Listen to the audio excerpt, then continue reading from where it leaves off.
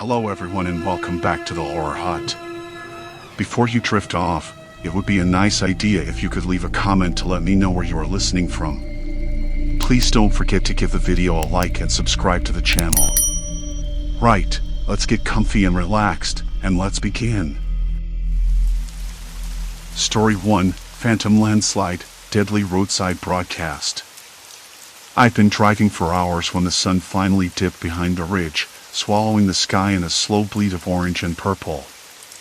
The cab was cool, a small mercy against the fading warmth outside. I cranked the fan up to low, letting the fill the space between the worn vinyl seat and the sticky dashboard. Empty coffee cups cluttered the passenger side floor, and a half-eaten sandwich wrapped in wax paper lay crushed beneath the seat. I glanced at the clock on the dash, 7:43 p.m., and felt a familiar itch in my neck, like the kind that comes when you realize you've been sitting too long without stretching. I rubbed it absent-mindedly, eyes flicking to the side mirror where the last of the daylight shimmered on distant pines. The CB radio crackled suddenly, a burst of static slicing through the quiet. I reached over and adjusted the squelch, fingers fumbling with the knobs while a voice broke through, clipped and urgent. Breaker, 10-4. Anyone out there? Highway 97 is shut down past mile marker 52. Landslide took out the road. Heavy debris. No way through. I paused, hand hovering over the channel switch. Landslide? Out here? That stretch was notorious for rockfalls, sure, but I checked the weather and there hadn't been rain heavy enough to trigger anything like that. Besides, no official channels had mentioned closures. Say again? I said into the mic, voice rough from hours of talking to myself and the radio. Static. Then another voice, younger this time, sharper. Yeah, I'm telling you. No cops, no DOT trucks. Just us out here. Roads buried under tons of dirt and rock. If you're near, turn around. Don't get stuck. I leaned back, the radio pressed against my shoulder as I squinted through the windshield. The highway ahead was empty, save for the occasional tumbleweed bouncing across the lane in a lazy dance. The smell of dry earth drifted through the cracked window, mingling with the faint scent of my old leather jacket hanging from the back of the seat. Still, the warning hung in my mind like a stone. I'd been through this patch dozens of times without a hitch. No landslide ever caught me off guard. Something about the urgency made my skin prick. I flicked the CB off and pulled my cap lower, squinting into the darkening distance. A car passed me, headlights bright but distant, disappearing too fast for me to catch the plate number. The driver didn't slow down or signal anything unusual. Maybe they didn't know. Maybe they were just like me, riding the road without much thought. The rake's tires hummed against the asphalt, steady and predictable. I liked that sound. It was a kind of rhythm, a heartbeat that kept me tethered when the world outside got rough or uncertain. I reached for the thermos beside me, unscrewed the cap, and took a long sip of lukewarm coffee. The bitterness hit the back of my throat, grounding me. I wiped my mouth with the back of my hand and glanced again at the radio. No more chatter. Just static. The highway rolled on, empty and indifferent. The mountains loomed like silent sentinels, their jagged peaks etched sharply against the darkening sky. I felt a sudden chill, though the air was still warm. Maybe it was the way the shadows stretched across the road, or the way the trees seemed to lean in too close. I shook the thought away. Paranoia was a trap, especially out here where the miles stretched endless and the only company was your own breath and the rumble of engines. Still, I couldn't quite shake the feeling that something was off. I drove on. About 10 miles past the last turnoff, I caught sight of a pair of headlights flickering far ahead, stopped at the side of the road. A lone figure stood beside a pickup truck, pacing back and forth like they were waiting for something or someone. The rig's headlights caught the glint of reflective tape on their jacket. I slowed down, curiosity nudging me forward. "Everything okay?" I called out, lowering my window against the sudden rush of cool night air. The figure turned toward me, hands lifting in a half wave, half warning. "You heard about the landslide, right? Roads blocked, no way through. You should turn back." Their voice was tight, like they were holding something back. I nodded, but the words felt strange coming from a stranger in the middle of nowhere. "Thanks for the heads up." I kept my tone light, though my fingers tightened on the steering wheel. They hesitated, then added, "Seems like the cops aren't doing anything. No signs, no barricades. It's like they want us to keep going." That made my stomach twist. Why would anyone want drivers stuck out here? I glanced back at the dark stretch behind me, where the road disappeared into a fold of hills and shadows. "Appreciate it," I said again, starting to pull away. As I drove past, the figure's eyes caught mine in the mirror, something raw and urgent there. I couldn't tell if it was fear or something else. The rig's headlights illuminated the road ahead, but the darkness beyond felt deeper, heavier than usual. I flipped the radio back on, hoping for more chatter, more warnings, but all I got was static. I tried dialing the dispatcher on my phone, but the screen flashed no service. Typical for the stretch, but tonight it felt like a trap. My hands tightened around the wheel. The smell of dust and burning rubber filled the cab, mingling with the faint metallic tang of sweat on my palms. The road kept going, but I knew now that it might lead nowhere. I checked the mirrors again. No other vehicles. No sign of help. Just me, the rig, and a silence that was starting to feel like waiting for something that shouldn't be there. I wondered if I'd imagined the whole thing, the voices on the radio, the warning from the stranger. Maybe it was just a prank, or someone trying to stir up trouble. But the unease settled deep, a weight pressing down on my chest. I glanced at the dashboard clock. 8:15 p.m. The night was still young, but the road was closing in.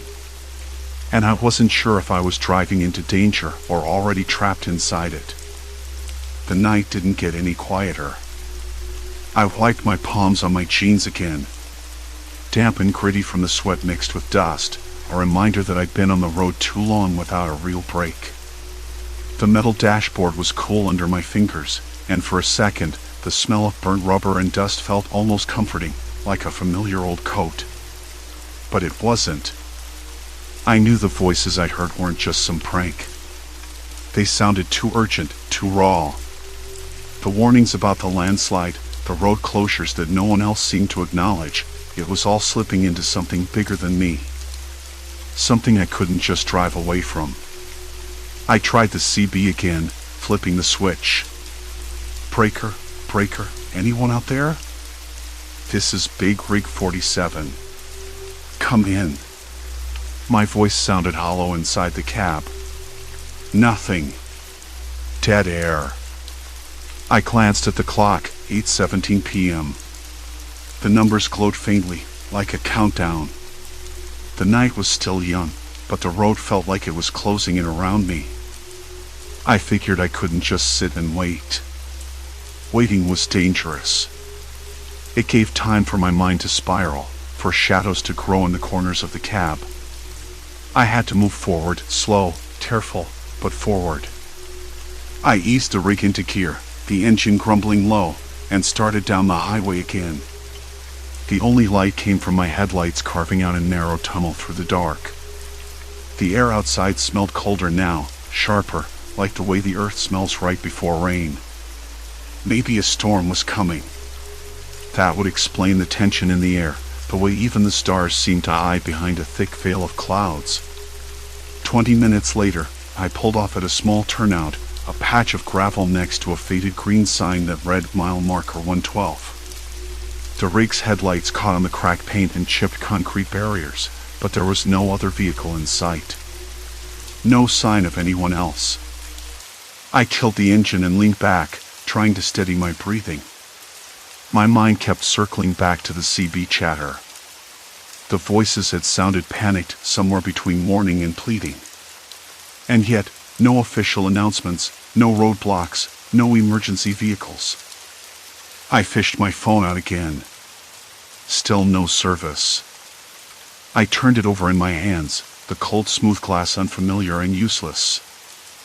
I thought maybe I could try the old radio frequencies, local stations, anything. But the silence was a wall. A faint rustling outside caught my attention. I turned sharply, eyes scanning the dark trees lining the road. A breeze whispered through the branches, carrying the scent of pine and damp earth. Somewhere in the distance, a dog barked, sharp and sudden, then fading. I stepped out of the cab, the gravel crunching under my boots. The air was cool and damp against my skin, and the silence seemed to press in louder without the engine's hum to fill it. I pulled the flashlight from the dashboard and clicked it on. The beam cut through the darkness, revealing patches of wet leaves and twisted roots. I followed the edge of the road, eyes peeled for anything unusual. That's when I saw it. A smear of dark earth, fresh and glistening under the flashlight's beam like a wound in the side of the hill. The ground sloped steeply just beyond the road's shoulder, and the soil looked disturbed, as if something heavy had shifted and broken loose. I crouched to touch it. The dirt was soft, damp, and smelled of raw, unsettled earth. It was still warm, like the land itself hadn't finished settling. I stood and shone the light upward, along the hillside. The trees there were leaning at odd angles, some trunks cracked and splintered. Loose rocks and debris were scattered at the base, partially hidden in shadow. Unease settled deeper in my chest. This was no small landslide. It looked like part of the mountain was giving way. But if that was true, why hadn't anyone closed the road? Why no warnings from the authorities? Why no other trucks or cars? My mind circled back to the voices on the CB, their urgency, the secrecy. What if they knew something I didn't? What if someone was deliberately keeping this under wraps? I flicked the flashlight off and climbed back into the cab, locking the door behind me. The truck felt smaller, more claustrophobic. I pressed the button to raise the windows, but the controls were dead. No power. I sat back, rubbing my forehead. The radio still silent. Phone dead. No help anywhere. The night pressed in, thick and unyielding. I thought about turning around, heading back to the last town, but the road behind me was just as empty. And if the landslide was real and spreading, I might be driving right into a trap. I flicked the CB back on one last time, hoping for a familiar voice, a sign that I wasn't alone in this. Then, through the crackle, a voice came through again, low and distant. Can't get through. Blocked at mile 115. Massive slide. No help coming. Stay clear. Static cut the rest off. I leaned forward, heart thudding in my ears. That was only a few miles ahead. I was already inside the zone. I tried to call out, but the radio was dead again. I wasn't sure if the voice was a warning or a trap. Whoever was out there, if they were out there, either wanted me to turn back or wanted to keep me here. I grabbed a map from the glove compartment and ran my finger along the highway, tracing the route ahead. Mile 115. Just a few more miles. A few more miles that might be the difference between getting out or getting stuck. The truck's heater kicked in, blowing warm air across my face. I wiped at a bead of sweat rolling down my temple. I wasn't sure if it was fear or frustration, or just the heat from the engine. I needed to find out what was going on. I had to see the slide with my own eyes, talk to the people on the radio, figure out if this was a natural disaster or something darker. I started the engine again, the cab vibrating beneath me, and pulled back onto the road. The highway stretched ahead, a ribbon of cracked asphalt swallowed by darkness. Somewhere out there, the truth was waiting.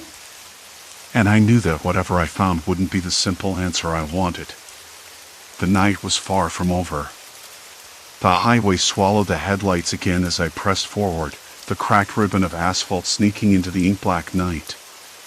Keep it slow, big rig. Slides worse than they let on. No patrols past the switchbacks. The voice was rough, tired, like a man who'd been driving these roads too long without relief. I keyed my mic but hesitated, words caught somewhere between caution and curiosity. Who's out there? What's the real story? I said, trying to keep my voice steady. Static swallowed my question. Then another voice cut through, sharper, more insistent. It's not just a slide. It's a goddamn wall. Earth piled up like a damn fortress. No one's coming through. Authorities? They're gaslighting us, man. Say road's open, say it's clear. It's not. They want us off the highway. I blinked against the glare of the dash lights and felt a knot tighten in my stomach. Gaslighting. That word stuck in my throat. It made the hairs on the back of my neck stand up. I'd heard rumors before, stories about how sometimes in these remote stretches, local powers tried to sweep trouble under the rug, but hearing it straight from a trucker halfway across the state was something else. I glanced in the side mirror. The faint outline of trees pressed close to the road, like they were watching. Maybe I was just tired, but the shadows seemed to creep forward, crawling over the asphalt edge. The heater hummed low, the warmth making the cab feel claustrophobic. I wiped my palms on my jeans, the fabric rough and familiar, but my hands trembled just a little. Sweat slicked my forehead, mixing with the faint smell of diesel and pine that seeped through the cracked window. I needed more than chatter. I needed proof. I pulled the truck over at the next turnout, a shallow gravel patch dimly lit by a cracked, flickering street lamp. The light buzzed faintly, casting more shadow than illumination, and I shut off the engine. The sudden silence was deafening.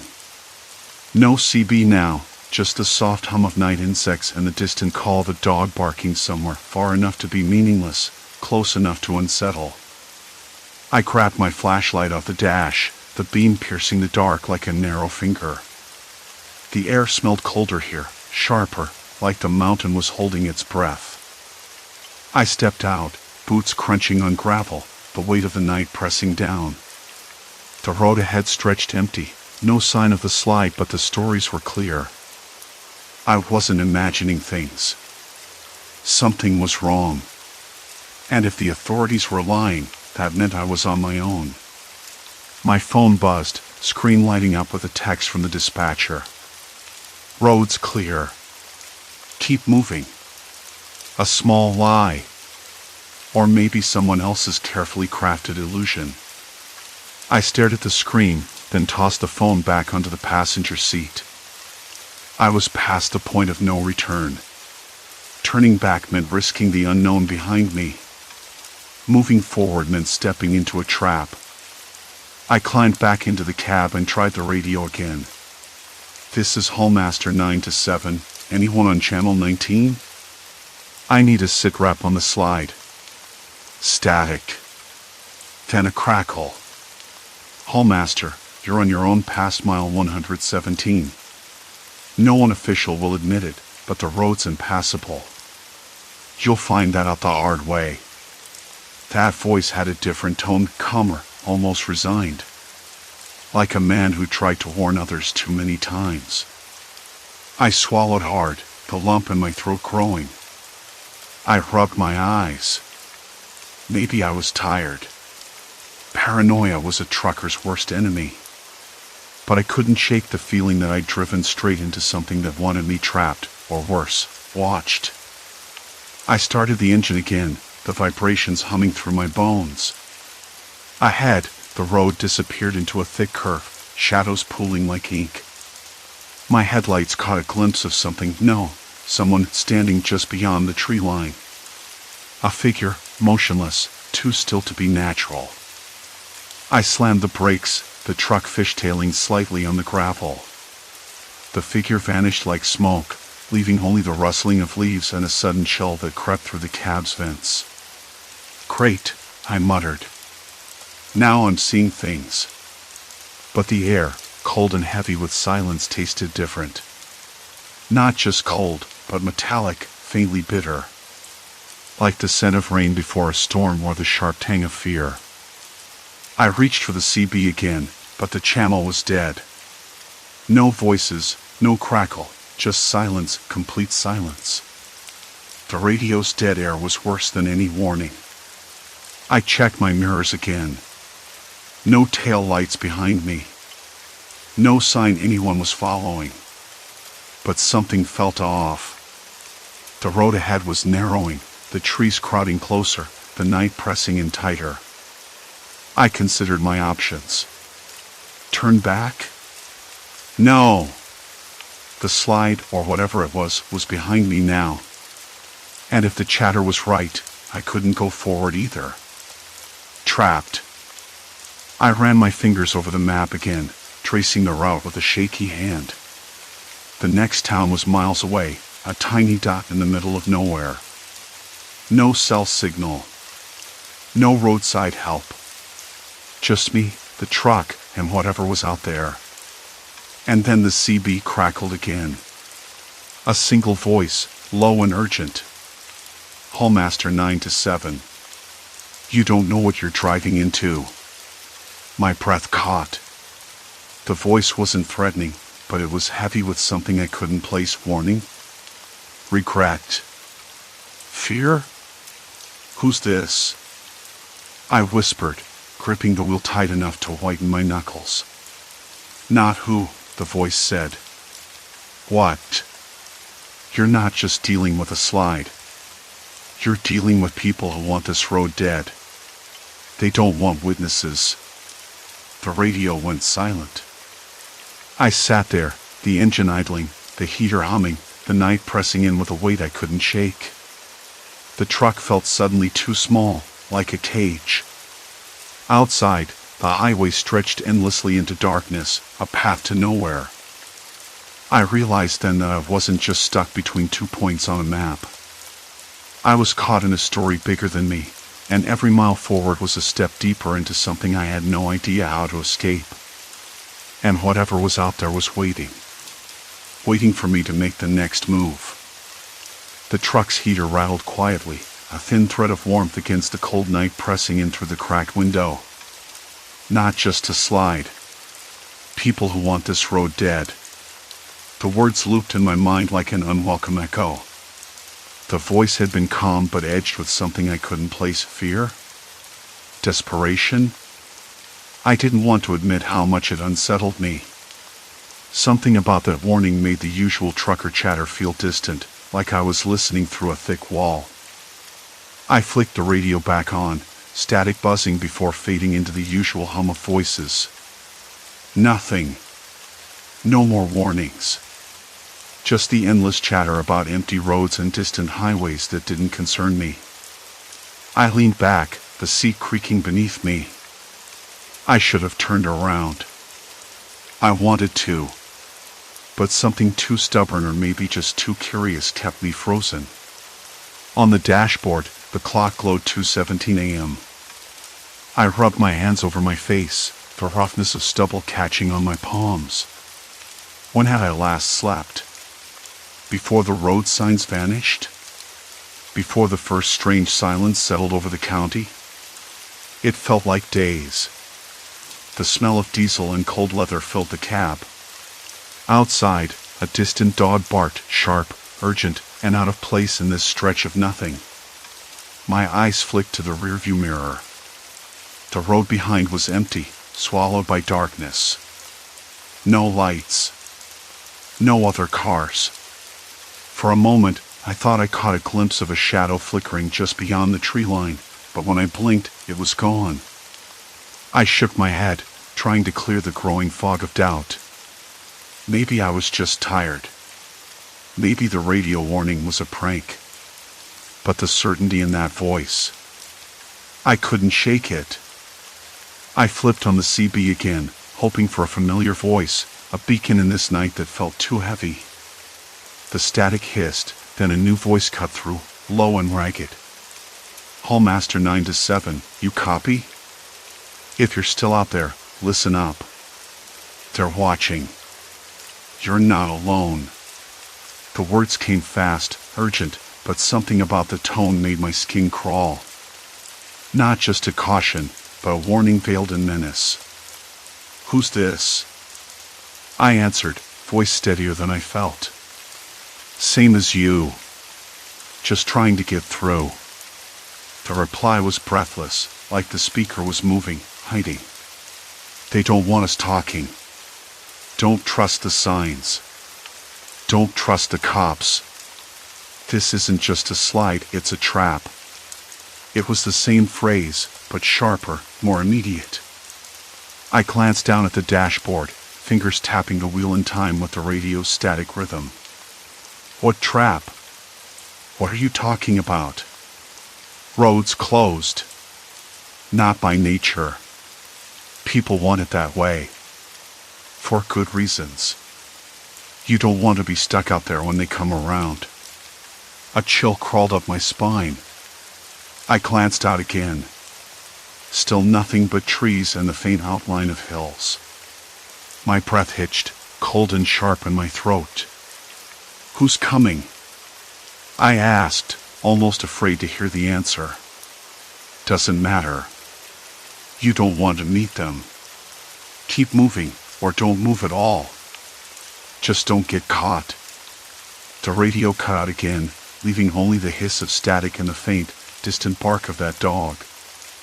I turned off the CB, heart hammering so loud I thought it might burst through my ribs. I stared at the road ahead. It was the only path, the only option, but every mile felt like stepping deeper into a trap. The truck's engine hummed beneath me, steady and reliable, but it didn't suit the tight knot in my gut.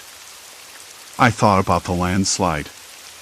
No official reports, no roadblocks, nothing on any channel but these frantic warnings. It didn't make sense. Either the authorities were in on it or they didn't want the truth out. Both options chilled me. The cab's interior light flickered, a brief pulse of yellow that threw shadows against the dashboard. I reached up to switch it off, fingers trembling. The truck felt smaller now, like a cage with the walls closing in. The silence outside grew heavier. The night had a sound of its own, a low, constant buzz from the trees, the distant rustle of something moving. I tried to tell myself it was just wildlife, but the feeling of being watched was impossible to ignore. Then, headlights appeared behind me. At first, I thought relief. Another vehicle. Someone else on this cursed stretch of road. But the lights stayed too far back, never closing in. No passing. No flashing beams. I switched on the CB again. Who's there? I said, voice sharper than I meant.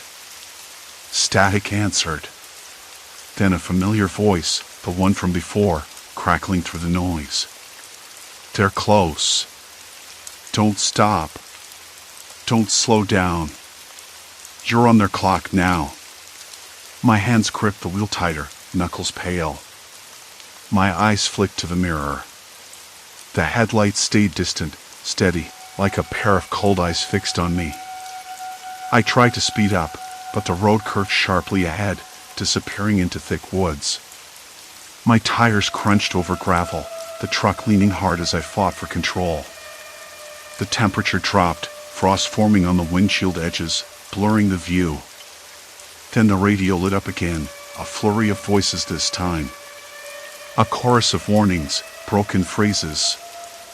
Hallmaster 9 to 7, last call. You're heading into the blockage. No way out. The voice was barely audible. Turn back. Turn back now. Keep your eyes open. They're not just blocking the road. They're watching the woods. The voices overlapped, frantic, anxious. I grabbed the mic. Who are you? What's going on out there? Silence. Then a slow, deliberate voice, calm but cold. You don't belong here. My breath caught. The heater sputtered and died. Darkness filled the cab. The only light came from the faint glow of the dashboard, casting eerie shadows. The truck's engine faltered. I jabbed the ignition again. Nothing. Dead silence. The headlights behind me dimmed but didn't go out. I was stranded. No engine, no radio, and that feeling like eyes from the darkness were waiting, watching. I leaned forward, pressing my forehead against the steering wheel. The air inside the cab turned thick, stale. Outside, the wind whispered through the trees, carrying the faintest sound of voices, low, murmuring, almost too quiet to be real. Or maybe it was just my mind unraveling in the dark. I swallowed hard. Couldn't stay here. Had to move. Had to get through whatever this was. I reached for my phone, dead. No signal. Of course. I opened the door. The cold air slammed inside, sharp and biting. The gravel crunched under my boots as I stepped out, the truck looming behind me like a silent sentinel. The woods closed in on both sides, shadows shifting just beyond the reach of the headlights. I scanned the tree line, heart pounding, muscles tight. A figure moved, just a flicker at the edge of my vision. I spun around. Nothing. The morning sun dragged itself over the horizon in a slow, reluctant crawl as I sat behind the wheel, parked just off the shoulder where the gravel met the cracked asphalt. The air hung thick and still, smelling like wet pine needles and something dusty like the inside of an old barn. My hands rested on the steering wheel, knuckles white from the tension I didn't even realize I'd been holding. The CB crackled quietly beside me, waiting. I'd spent the night in that truck, the engine off, windows cracked just enough to let in the cold. I hadn't slept. Not really. I kept thinking about the chatter from the night before, the warnings about the landslide that no official voice confirmed. The silence from the highway patrol was deafening. It didn't make sense.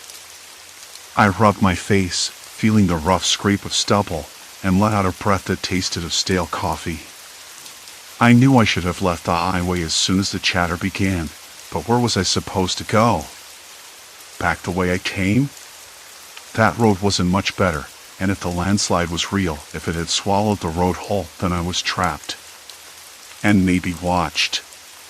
The sun climbed higher, splintering through the pines, casting long shadows that moved like slow fingers across the ground. I remembered the strange feeling from last night, that subtle shift in the air, like someone close but just out of sight. I told myself it was paranoia, but the sweat on my back said otherwise. Breaker, breaker, I heard a voice crackling through the CB, low and urgent. I flipped the switch, and static gave way to a cautious tone. Anyone out there? This is Big Red. Roads blocked ahead near mile marker 112. Landslide. No patrols responding. Stay clear. I sat back, nodding to myself. That was the voice, the one I'd been hearing all night, the one warning every driver who passed. I thought about trying to call it in, but my phone had only one bar, and the signal was patchy at best. A rustle in the trees made me sit up straight. No birdsong, no breeze, just this muted, heavy presence. I scanned the roadside, the underbrush thick and dark, but saw nothing. The silence settled again, pressing in. My throat was dry. I reached for the bottle of water I'd left on the dash. It was lukewarm, tasting faintly metallic. Big Red, come in, the voice repeated. If you're stuck, don't try to push through. The slide's bigger than it looks. It's unstable. Could shift again. I hesitated. The thought of being buried alive beneath tons of rock and dirt twisted my stomach. But staying here wasn't safe either. I looked at the truck's rearview mirror, catching the glimpse of those endless trees, dark and unmoving. The highway stretched back behind me, empty and silent. I needed to make a choice.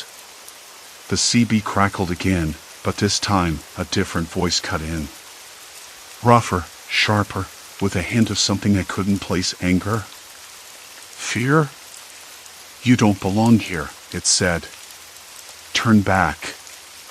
You're only making it worse. The line went dead. My hands trembled. I wiped them on my jeans, feeling the coarse fabric scrape against my skin. I told myself it was just another driver, maybe someone spooked. But the words lingered, crawling under my skin. I started the engine, the rumble loud in the quiet morning.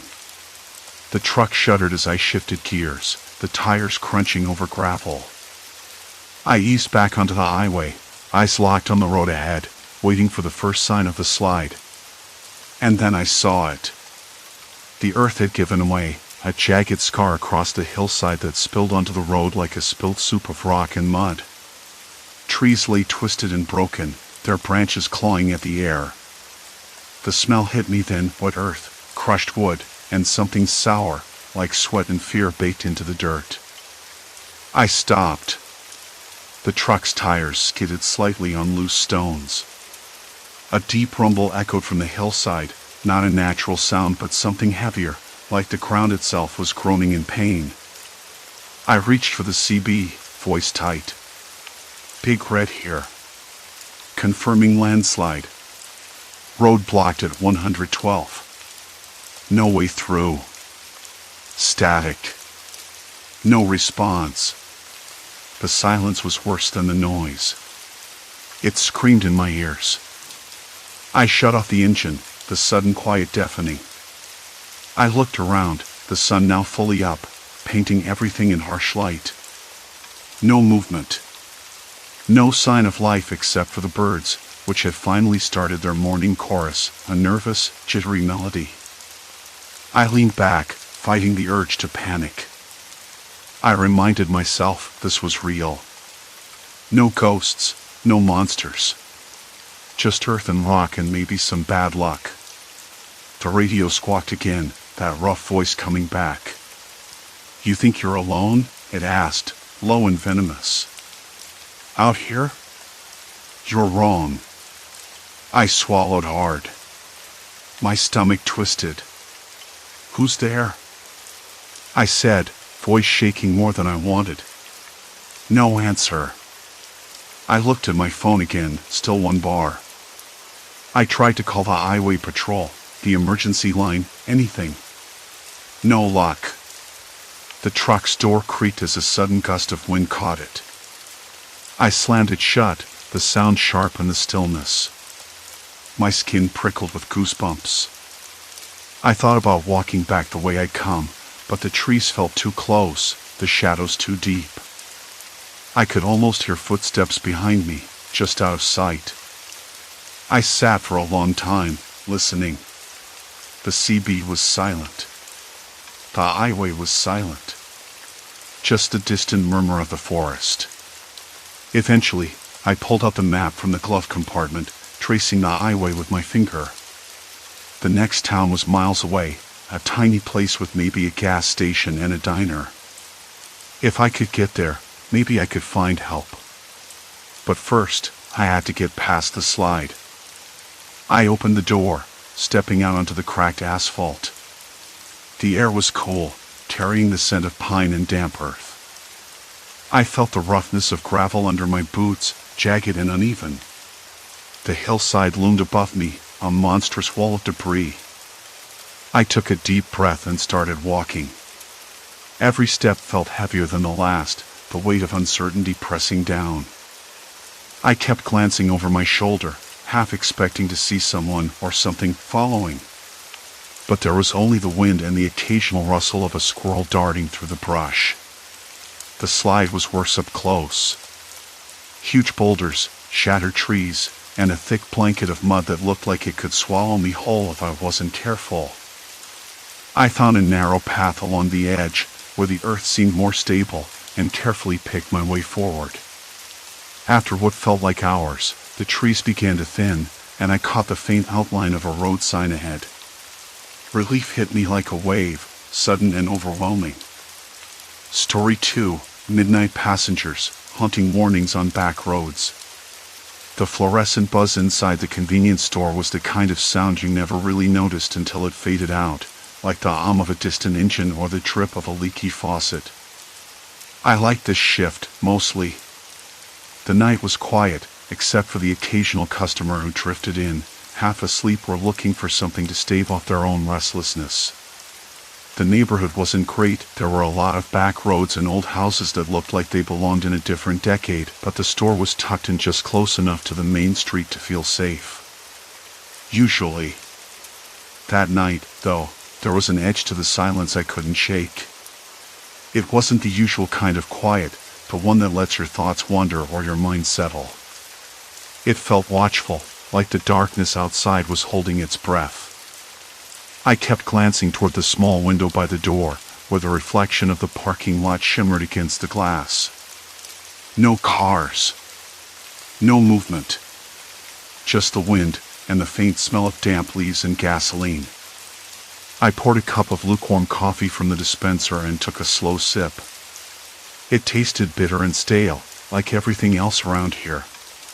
The taste stuck in my mouth, a reminder of long nights spent under these flickering lights. I wiped my mouth on the back of my hand and sighed, then glanced at the clock hanging crookedly on the wall. 12:17 a.m. That was when she came in. The bell above the door jingled softly, too soft, almost hesitant. She was wearing a long coat, dark and heavy-looking, and a scarf wrapped tightly around her neck. Her eyes were wide, darting quickly to the corners of the store as if she was checking for someone or something. Her breath made little clouds in the cold air as she took a few uneven steps forward, clutching a small bag to her chest. "Late night," I said, voice rough from the quiet. She nodded, avoiding my gaze. "I'm sorry. Can you tell me if the back roads are okay to take right now? After midnight?" I blinked. That question had come up a lot lately, usually from the regulars who worked odd shifts or had to get home after dark. The convenience store clerks and gas station attendants in this part of town were all warning anyone who'd listen to avoid the back roads after midnight. "Why?" I asked, raising an eyebrow. Her eyes flicked to the window, then back to me. "There's people out there. People you don't see until it's too late." I forced a laugh.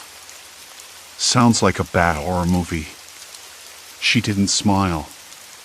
"It's not. I've heard things. Stories. People disappearing, cars found abandoned. Drivers who say they had passengers they never picked up." I felt a chill run down my spine, but I pushed it aside. "Maybe it's just drunks or something. You know how rumors spread." She shook her head, voice barely above a whisper. "It's different. Not drunks. Not accidents." The store's overhead speaker crackled suddenly, making us both jump. From the corner of my eye, I spotted the night clerk, Dave, shelving some chips near the fridge. He caught my glance and gave a subtle nod, his expression serious. Dave was one of those guys who looked harmless but had a sixth sense for trouble. "Listen," he said quietly when he came over, lowering his voice even more, "if you're heading out after midnight, stay on the main roads. Don't take the shortcuts through the woods or the old farmland. And whatever you do, don't pick up hitchhikers. Not even if they look like they need help." The woman nodded rapidly. "I've been stuck out there before. Once, I saw a car parked on the shoulder, no lights on. When I walked past, there was no one inside. But I swear, I heard breathing. Heavy, like someone was sitting right behind me. I felt my hands tighten around the edge of the counter. Breathing? Yeah. Her voice trembled. But no one was there when I looked. The room seemed to grow colder. The hum of the fridge, the flicker of the lights, the distant howl of a dog, it all felt amplified, like the night had leaned in closer to listen. I looked outside again, the parking lot empty and silent except for the shadows stretching beneath the weak glow of the lamps. I wanted to say it was all nonsense. That no one was out there waiting to trap drivers or sneak into cars. But a small part of me, the part that always got nervous on these late shifts, wasn't so sure. The woman paid for a bottle of water and a granola bar, her fingers shaking as she counted out bills. I handed her the change, and for a moment, our eyes met. There was something rather fear, but also a desperate need to be believed. Thanks, she whispered, then turned and disappeared into the night. After the door shut with a soft click, the store felt emptier somehow. The buzz of the lights seemed harsher, the shadows deeper. Dave and I exchanged a look. "You're not thinking of taking those back roads, are you?" he asked, voice low. I hesitated.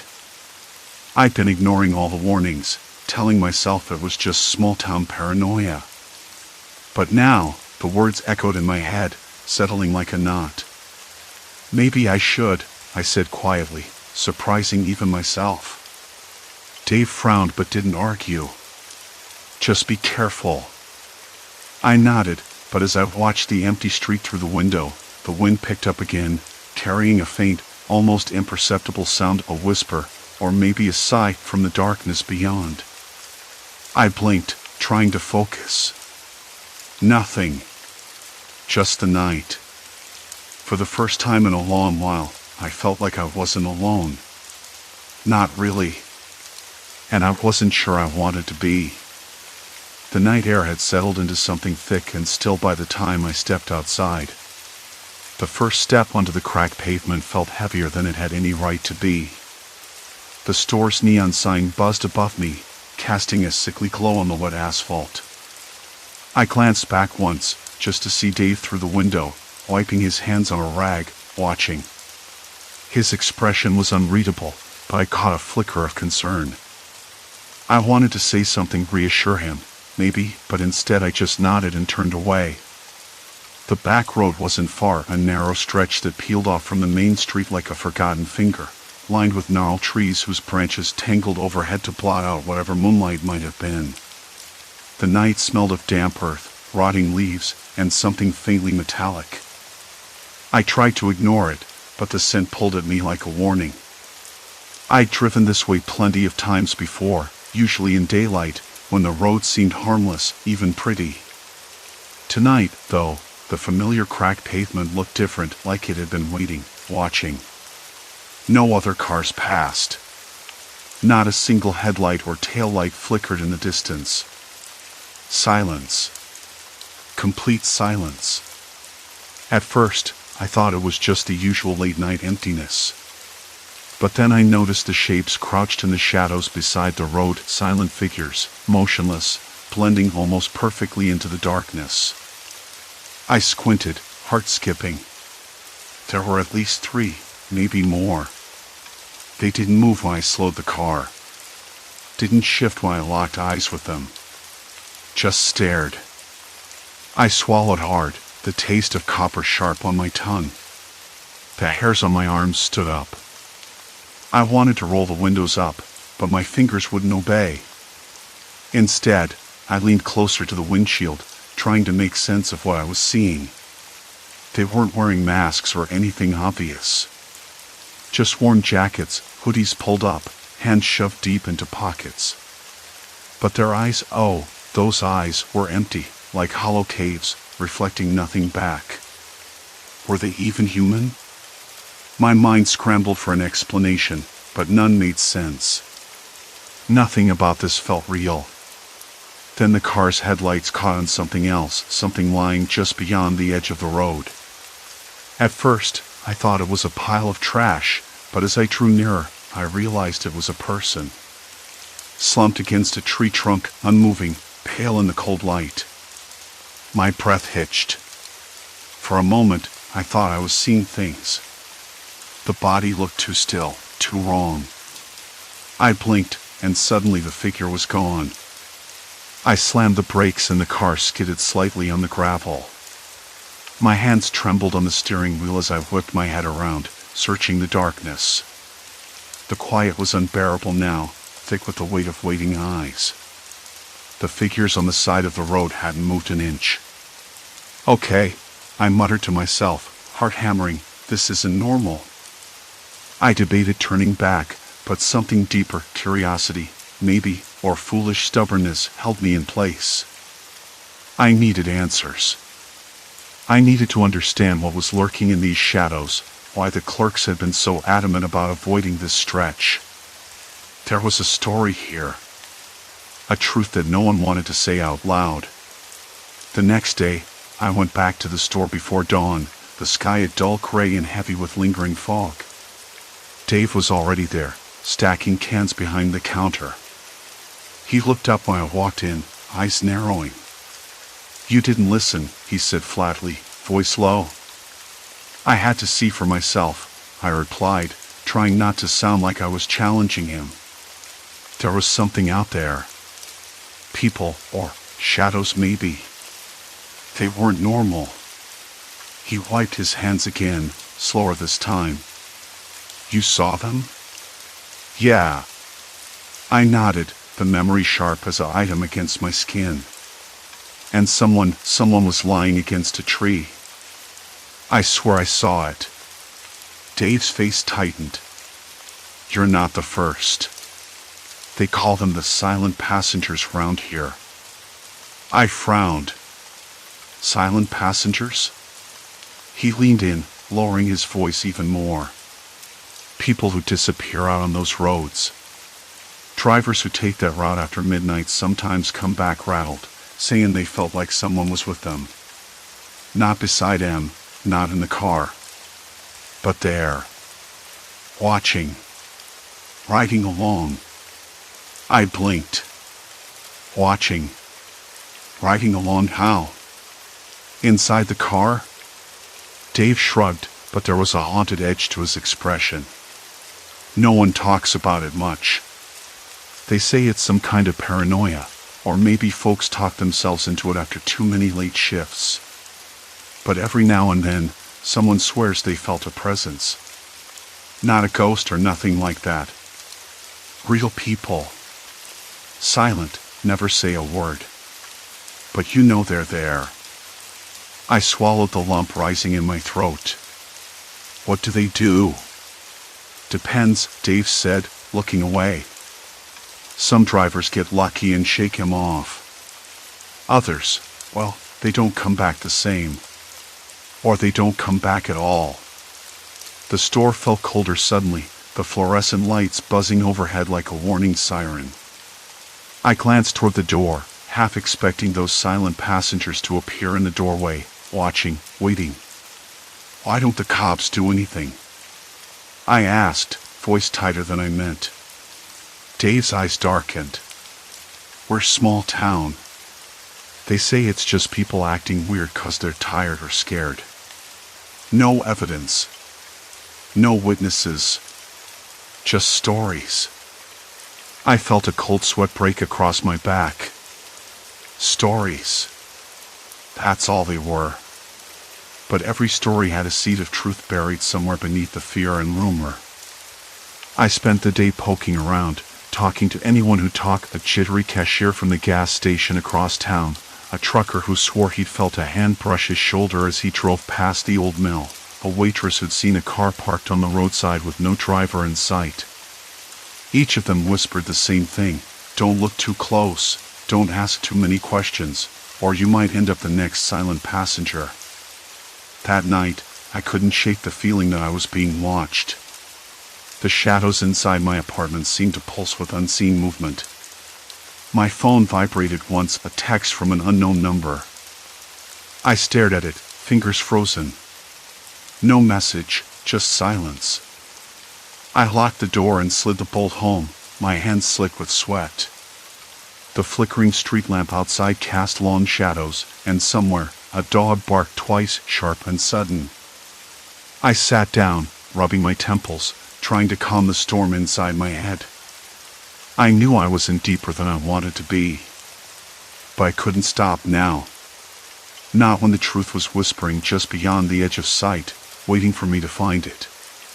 And I had a feeling that the silent passengers were ready to ride along for the journey. The moment I slid the bolt shut, the silence in my apartment felt thicker. I didn't want to look outside again. The street lamp flickered unevenly, its weak light spilling onto the cracked concrete sidewalk. Shadows stretched and shifted like they had minds of their own. I could almost hear them breathing. My skin prickled. The dog barked again, 2 sharp yips, closer this time, then silence. So close it could have been right outside. But when I peeked through the blinds, there was nothing.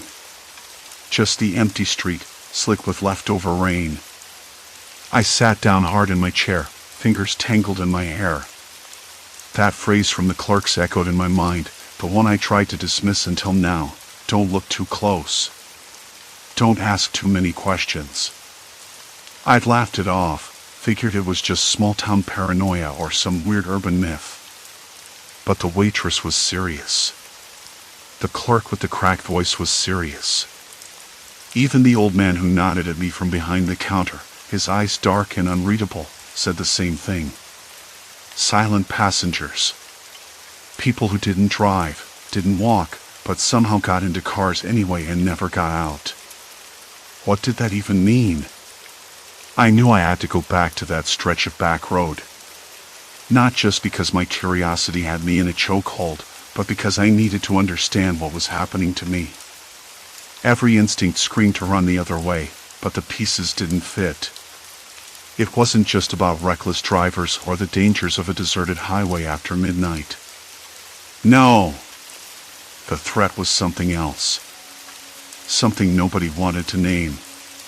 The next morning, I woke with a dull ache behind my eyes, the memory of the night's unease still clinging to me like a shadow I couldn't shake.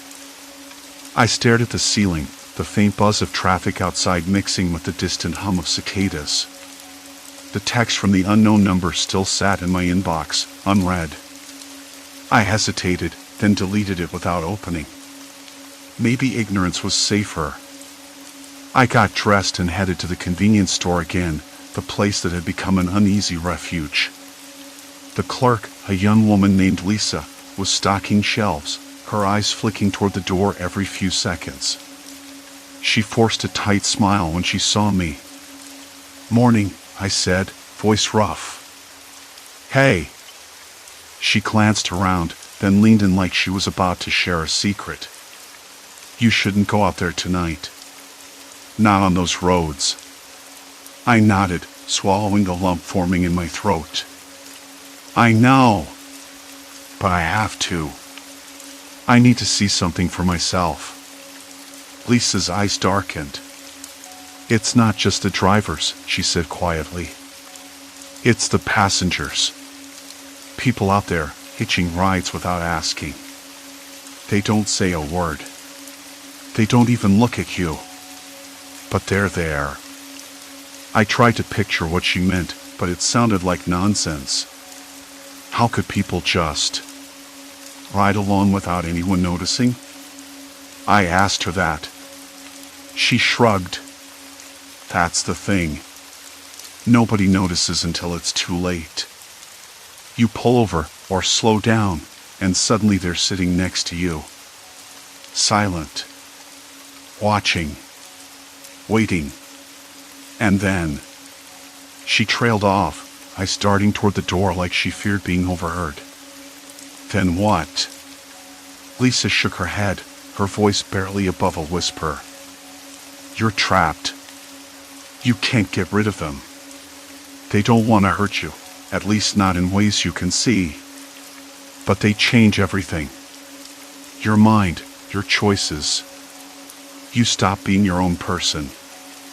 And if you try to leave, well, no one ever does." A chill ran down my spine. I forced a laugh. Sounds like a bad horror movie. Maybe, she said, but it's real. And it's happening. I left the store feeling heavier than when I arrived. The sun was high, but all I wanted was nightfall. I needed to know what I was dealing with. I spent the afternoon digging through local forums, old news articles, anything that might shed light on these silent passengers. The stories were vague, scattered accounts of people found wandering, confused, sometimes not themselves. Drivers who'd spoken about a sudden shift in their behavior, a loss of control over where they went or what they did. Common threads, but no clear answers. By the time twilight crept in, I was restless. My apartment felt stifling, the walls closing in like they wanted to suffocate whatever curiosity still lingered inside me. I grabbed my jacket and headed out, the weight of the day's discoveries pressing down on me. The back road was darker than I remembered, the trees crowding in close, their branches scratching at the sky like desperate fingers. The air smelled damp, earthy, and the faint scent of exhaust hummed low. I drove slow, windows cracked, ears straining for any sound beyond the usual rustle of night creatures. Then I saw it. A car parked on the shoulder, just past the old mill, exactly where the waitress said. The engine was off, no lights on, but something about it felt wrong. I slowed almost to a stop and peered inside. The front passenger seat was empty. I blinked, shook my head. Maybe it was a trick of the shadows. But then, out of the corner of my eye, I caught movement. A figure, seated quietly in the back. No face visible, just the shape of a person hunched low, silent. My throat tightened. I wanted to turn away, to drive fast and never look back, but something held me there rooted like a tree. I rolled down the window a bit more, the cool night air rushing in with the faint smell of leather and something metallic. "Hey," I said softly, almost a whisper. No response. I tried again. "Are you okay?" The figure didn't move.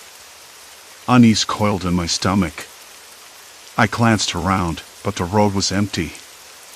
No other cars, no people. Just the hum of insects and the distant thrum of a train whistle. I was about to get back in and leave when the driver's door suddenly opened. A man stepped out, tall and thin, his face obscured by the shadows under his cap. He didn't speak, didn't look at me. He just stared ahead, unmoving. I swallowed hard, heart thudding. The silent passenger shifted slightly, then leaned forward just enough for me to see a pale hand resting on the seat. The driver started walking toward me. No smile, no greeting. Just that slow, deliberate approach. I locked my doors and hit the accelerator, tires crunching gravel as I sped away. Behind me, the car's headlights flickered on, then disappeared into the dark. I dared not look back. That night, I knew I'd crossed a line. There was no going back to ignorance or safety. The silent passengers weren't a myth. They were waiting, watching, ready to join the ride. And now, so was I. The road was empty again. The man's door had slammed shut behind him, the sound sharp and sudden. I hadn't dared to look back, but now I forced myself. The headlights were gone, swallowed by the dark stretch of the back road. No flicker, no glow. Just black. I told myself to drive. Just get out of here. But my legs wouldn't work. My mind raced, trapped in that terrible moment when instinct and reason collide. I could still see that pale hand resting on the passenger seat, so close, so unnervingly real. It wasn't a trick of light or shadow. Why hadn't he spoken? Why hadn't he moved? Then, the faintest sound, a shuffle, barely audible. Something shifting behind me. A breath. I whipped around, heart hammering, but the back seat was empty. The cold leather smelled faintly of cigarette smoke and old sweat. My fingers trembled as I reached for the glove compartment, seeking anything: pepper spray, a flashlight, my phone. Nothing but a crumpled receipt and a half-melted candy bar. The thought hit me like a slap. I wasn't parked in a safe zone. I was alone. And they, the silent passengers, were closer than I'd ever dared imagine. I started the engine, but my foot hovered over the gas pedal. There was another car, I realized. Not the one that had pulled up beside me, but something else. A shape moving slowly just beyond the tree line. I couldn't make it out clearly, but it was there. Watching. I swallowed hard, every nerve on edge.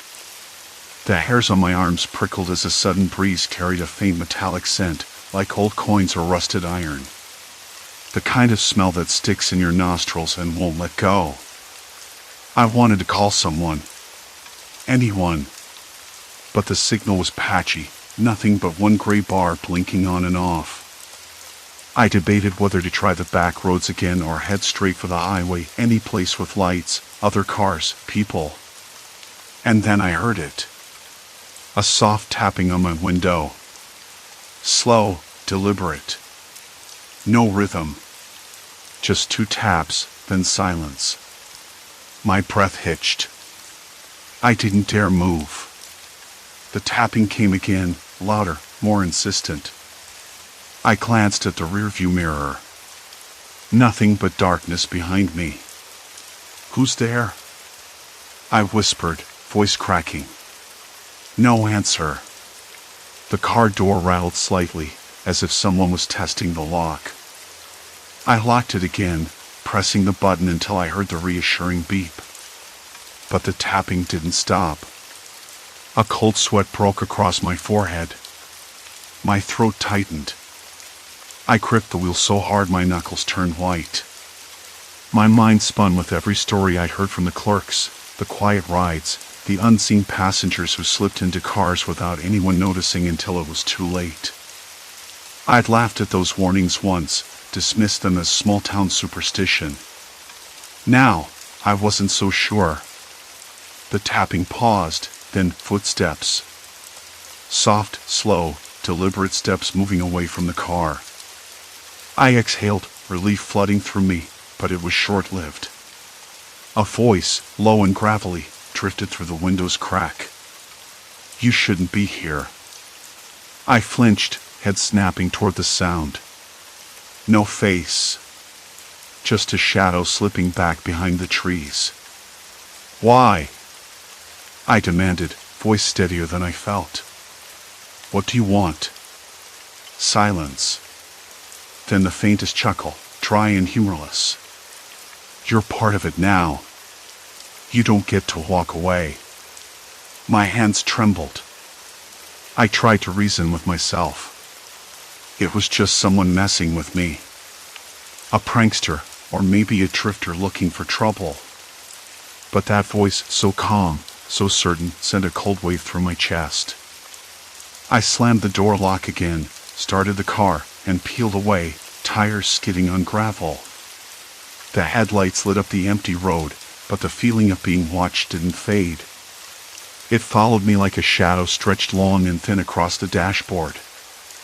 I thought about turning back to the store, to the fluorescent buzz of the aisles and the safe hum of the refrigerators. But what if they were right? What if the danger wasn't on the roads, but inside the cars? Inside me? The next few miles passed in a blur of headlights and dark shapes creeping at the edges of the road. I kept glancing in the rearview mirror, expecting to see that same car, those same pale hands reaching out. Instead, there was just the empty road, the trees bending in the wind, the distant wail of a siren somewhere far off. I pulled over at the first gas station I found, the one with flickering neon and a cracked sign that read open 24 hours. Inside, the clerk looked up from his magazine, eyes sharp but tired. You saw him too, he said without preamble, voice low. I nodded, swallowing hard. Who are they? He leaned in, voice dropping further, not drivers. Passengers. They slip in when you're not looking. Quiet. Invisible until it's too late. His gaze flicked to the parking lot outside. You can't fight him with fists or words. They're patient. They wait for the right moment. I shivered, suddenly aware of the cold sweat on my back, the way the fluorescent light buzzed overhead like a warning bell. What do they want? I asked. The clerk shrugged. No one knows. Some say they don't want anything. They just need someone to ride with. I looked out the window. A car pulled in slowly, headlights off, creeping toward the pump. The night was far from over, and I was running out of road. As I turned back inside, the door chimed softly behind me, but the feeling of eyes on my back didn't leave. I wasn't just a passenger anymore. I was the destination. The door chimed again, softer this time, almost apologetic, as I stepped back inside the convenience store. I barely slept that night. Every creak of the house, every whisper of wind outside, turned into a potential echo of those silent passengers. The next morning, I woke up with a dry mouth, the taste of stale coffee and old fear clinging to my tongue. I stared at the ceiling fan, counting the slow rotations, trying to convince myself it was just exhaustion. But something had changed. I wasn't the same person who'd ignored those hushed warnings at the store. I found myself back at the counter by mid-afternoon, the smell of hot pizza and burnt coffee filling the air as the clerk poured me a cup without asking. He glanced up, nodded slightly, like we shared a secret too heavy for daylight. I wanted to ask more, but the words caught in my throat. Instead, I watched the parking lot through the grimy windows, waiting for the quiet menace to show itself again. That night, I took a different route home.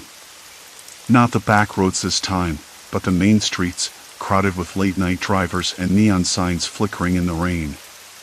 The wet asphalt smelled sharp and clean, and the rhythmic tapping of my shoes on the sidewalk was a steady reminder I was still here, still moving. I felt the urge to look over my shoulder, like something unseen might be slipping in beside me, but I forced my gaze forward. Weeks passed. The warnings from the clerks never stopped, but I learned to listen without letting panic take hold. They spoke in hushed tones about the passengers, how they waited patiently, slipping into cars without a sound, sitting silently in the back seat, watching. Not drivers, not attackers, just company. Unwanted company. It was a kind of psychological trap, a creeping dread that settled in your mind and wouldn't let go.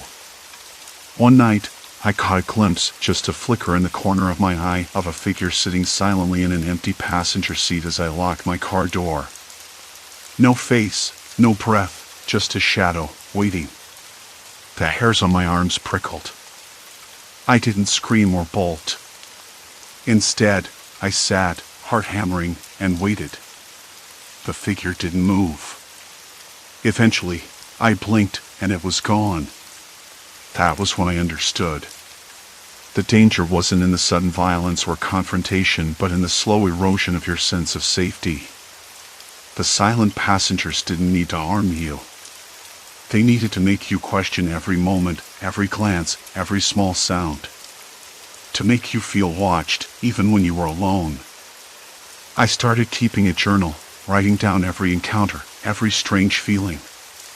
It helped, somehow, to name the fear. To put it on paper where I could look at it and say, "You don't control me." Still, the nights were long. The back roads were still a no-go zone, but the city streets felt less like home and more like a labyrinth. One evening, as I closed up the store, the clerk pulled me aside. "You're handling it better," he said, voice low, eyes tired but steady. "Most don't last long once they see them." I nodded, swallowing the lump in my throat. "How do you keep going?" He shrugged. "You don't. You just learn to live with it. That's all anyone ever does." His words settled over me like a cold cloak. I realized then that the silent passengers weren't just a threat, they were a part of the night, a reminder of the fragile edge we all walk. They didn't care about who I was or what I wanted. They existed in the spaces between moments, in the shadows we ignore. Months later, I quit the convenience store. The headaches, the sleepless nights, the constant feeling of being watched, they wore me down. I moved to an apartment closer to the city center, where the streets were bright and filled with people. The back roads remained a distant memory, a warning whispered in the dark. But sometimes, when the night is still and the wind is just right, I catch a flicker of movement in the corner of my eye. A shadow settling into the passenger seat of a parked car. Silence. Complete silence. I've learned to live with it.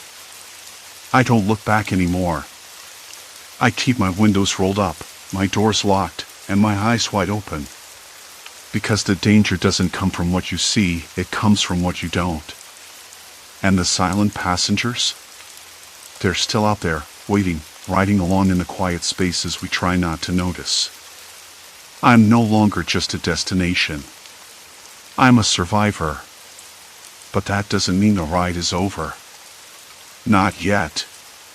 The hum of the engine beneath me feels like a low pulse, a reminder that life goes on even when fear tries to freeze it in place.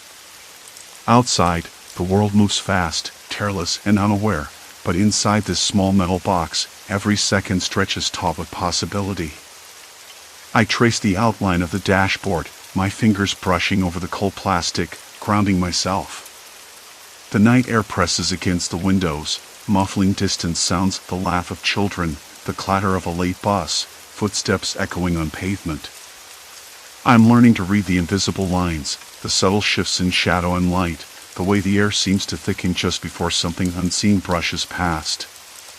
It's a strange kind of awareness, part gift and part curse, but it keeps me sharp. Every glance in the rearview mirror is a question: who's following? Who's fading? Who's waiting? This silence isn't empty. It's alive. And so am I. Story 3, Terminal Labyrinth, trapped in shifting gates. I arrived at the airport earlier than usual, which was supposed to be a good thing. I like to think I'm one of those people who appreciates a quiet moment to settle in before a flight, but that day, it felt less like calm and more like waiting for something to go wrong. The terminal was unusually quiet for a Friday morning, the kind of quiet that's too heavy, like the air has been sucked out and left nothing but an echo behind. Trust me, I was there. I remember the smell, too, an odd mix of stale coffee and something metallic, like old ventilation ducts that hadn't been cleaned in years. I sat by a window overlooking the tarmac, watching the planes taxi and glide into their gates, their engines humming low but steady. The fluorescent lights above flickered intermittently, casting a pale, sickly glow over the polished floors. I could feel the coolness of the tile through my worn sneakers. The delay had already been announced, mechanical issues with the plane, no estimated departure time. Which meant the usual bustling crowd was thinned out, and the usual chaos was replaced by a strange stillness. I pulled my jacket tighter around my shoulders and tried to read a book I'd brought along, but the words blurred.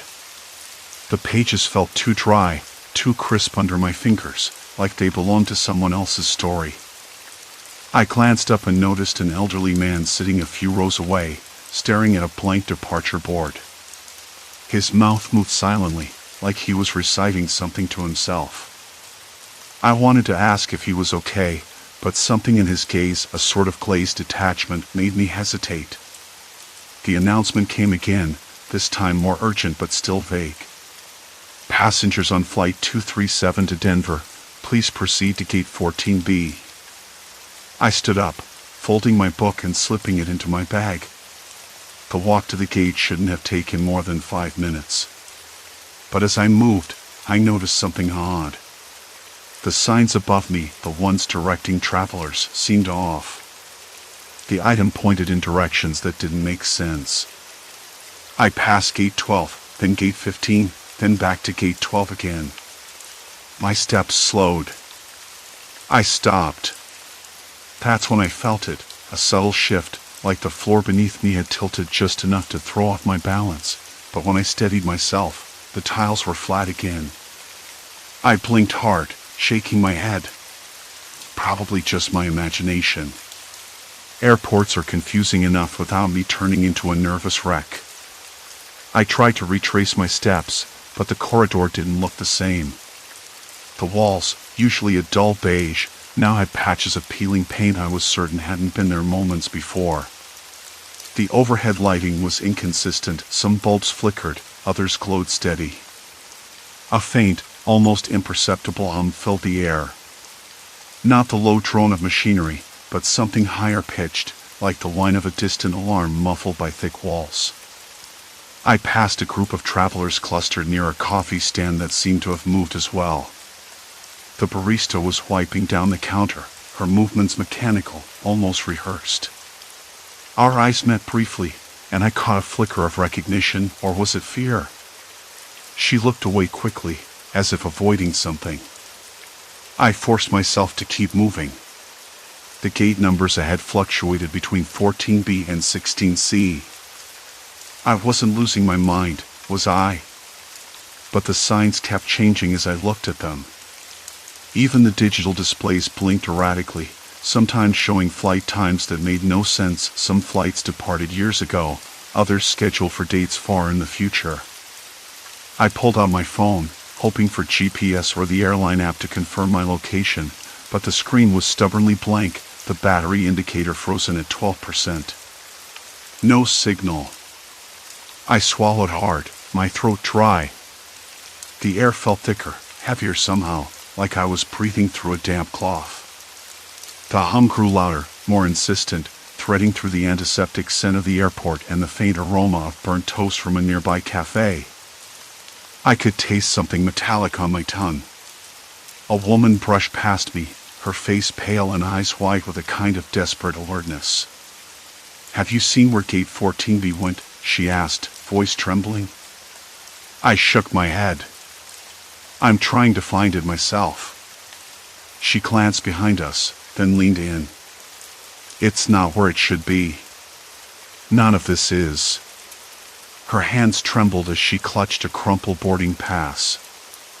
I wanted to ask what she meant, but before I could, the overhead lights flickered and went out for a moment, plunging us into a brief, unsettling darkness. The emergency lighting kicked in, dim red bulbs casting long shadows that stretched and warped the walls. When the dim light that cast long, dancing shadows returned, she was gone. The corridor ahead stretched unnervingly long, the echoes of my footsteps bouncing back at irregular intervals. I stopped again, pressing my back against the cool wall, listening. Somewhere ahead, a door shut softly. Behind me, the faint murmur of voices, but when I turned, no one was there. I told myself to stay calm. Airports are labyrinthine places. Confusing terminals, last-minute gate changes, delayed flights, it all made sense. But that didn't explain the shifting signs, the flickering lights, or the woman's sudden disappearance. I tried the emergency exit door by the corridor's end. Locked. No surprise. I tested the handle again, harder this time. The cold metal didn't budge, but my knuckles whitened from the effort. I could hear footsteps now, slow, deliberate, coming from somewhere behind me, echoing off the walls in a way that made my skin crawl. I turned quickly, but the hall behind me was empty. No one. Just the faint hum and the flickering lights. I swallowed. My hands trembled. I wanted to call someone, anyone, but the phone was dead. And the airport, once a place of departure and reunion, felt like a trap. The flight was supposed to be an escape, a simple crossing from one city to another. Instead, I was caught in a maze that didn't obey logic or the rules I thought I understood. Time itself seemed to stretch and bend, the minutes folding in on each other like the walls around me. I didn't know it yet, but the airport was changing, and I was already lost inside it. Little did I know. The footsteps had stopped. I forced myself to turn back toward the corridor, eyes darting down its length. Empty. As if whoever or whatever had been there had vanished without a trace. The locked emergency exit mocked me with its cold metal handle, untouched and unyielding. My knuckles still ached from the grip. I needed to get out of that hallway. But every step forward felt like walking deeper into a puzzle with no edges. The airport's layout was a shifting nightmare. I could swear I'd taken 2 steps toward the gate, then suddenly the signs above twisted, the corridor stretched longer, or the direction of the lights subtly altered. I blinked hard, trying to steady my gaze, but the maze refused to stay still. I pulled out my phone again. Dead. No signal. No emergency call. No comforting voice on the other end. Just a blank, lifeless screen. The cold air smelled stale, tinged with the faint odor of burnt coffee and cleaning solvents from a new wind. I decided to retrace my steps. Maybe retracing would help me find something familiar. I walked back toward the main terminal area, but the world around me shifted again. The gate numbers I'd seen before were gone. Instead, there were new ones I hadn't noticed earlier. My head spun. Was I losing it? Was I imagining the whole thing? Then I spotted a man. He was leaning against a pillar near a set of escalators, wearing a dark jacket and a baseball cap pulled low. He looked as out of place as I felt, eyes scanning the area like he was searching for someone or something. Relief hit me like a wave. I called out softly, "Hey!" He turned quickly, startled. For a moment, I thought he might run, then he relaxed, nodded. "You too?" His voice was low, cautious. "Yeah." I swallowed, trying to keep my voice steady. "Did you see that? The layout, it's changing." He nodded again, glancing around nervously. "It's not just you. I've been trying to find Gate 17 for over an hour. And every time I think I'm close, the signs change or the hallway twists. Do you know what's going on?" I asked. He hesitated, then shook his head. "No idea. I work here, but no one's answering radios or phones. Last thing I heard was something about a security breach, but that was hours ago. Then everything just stopped." A cold shiver ran down my spine. A security breach. That explained the locked doors, the silence, the eerie tension hanging in the air. But what kind of breach? And why were we being trapped here? "We should stick together," I said, feeling the weight of loneliness pressing down. "Maybe we can find someone else. Or figure out what's safe." He nodded. "I'm Mark." "Name," I said, shaking his hand.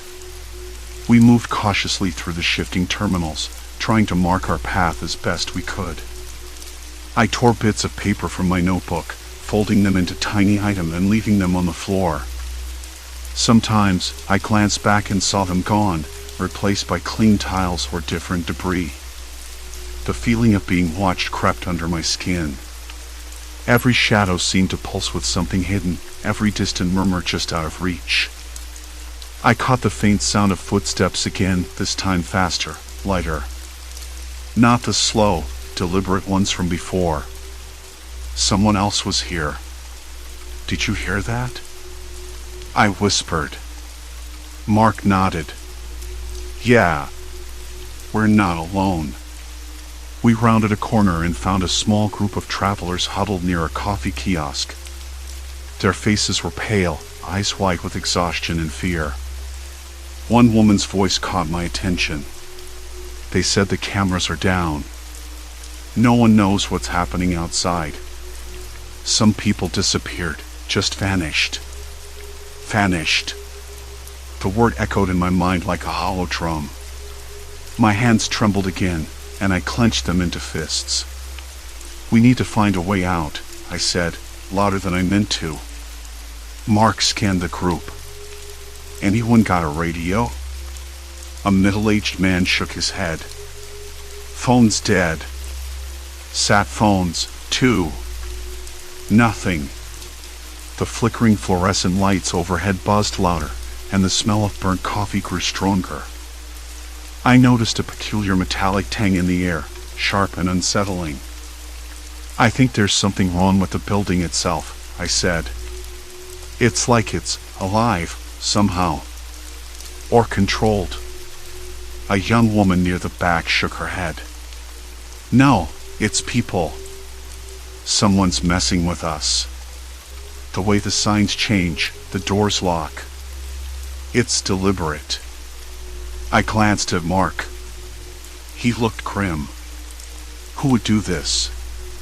And why? No answers came. Just the growing sense that we were pawns in some cruel game. Suddenly, the lights flickered again. The group tensed, eyes darting to every shadow. Then, a voice crackled over a distorted intercom somewhere overhead. Static, then a fragmented message. Stay where you are. Do not move. Security protocols active. The voice was mechanical, emotionless. But it sent a chill through the crowd. Protocols? Like a lockdown? I asked. Mark nodded. Sounds like it. But who's running security now? I swallowed hard. The idea that someone was watching us, controlling the shifting halls, made my stomach knot. We need to find the control room, I said urgently. If we can access the system, maybe we can stop this. The group exchanged uncertain looks. The woman who'd mentioned the disappearances spoke up. I heard the control room is near the east wing, but that area's been off limits for hours. Then that's where we go, I said, feeling a strange mix of determination and dread. We gathered what little supplies we had, water bottles, snacks, scarves to cover our faces from the stale air, and moved out. The corridors seemed to close behind us, the flickering lights casting long, twitching shadows. As we walked, I noticed subtle changes again.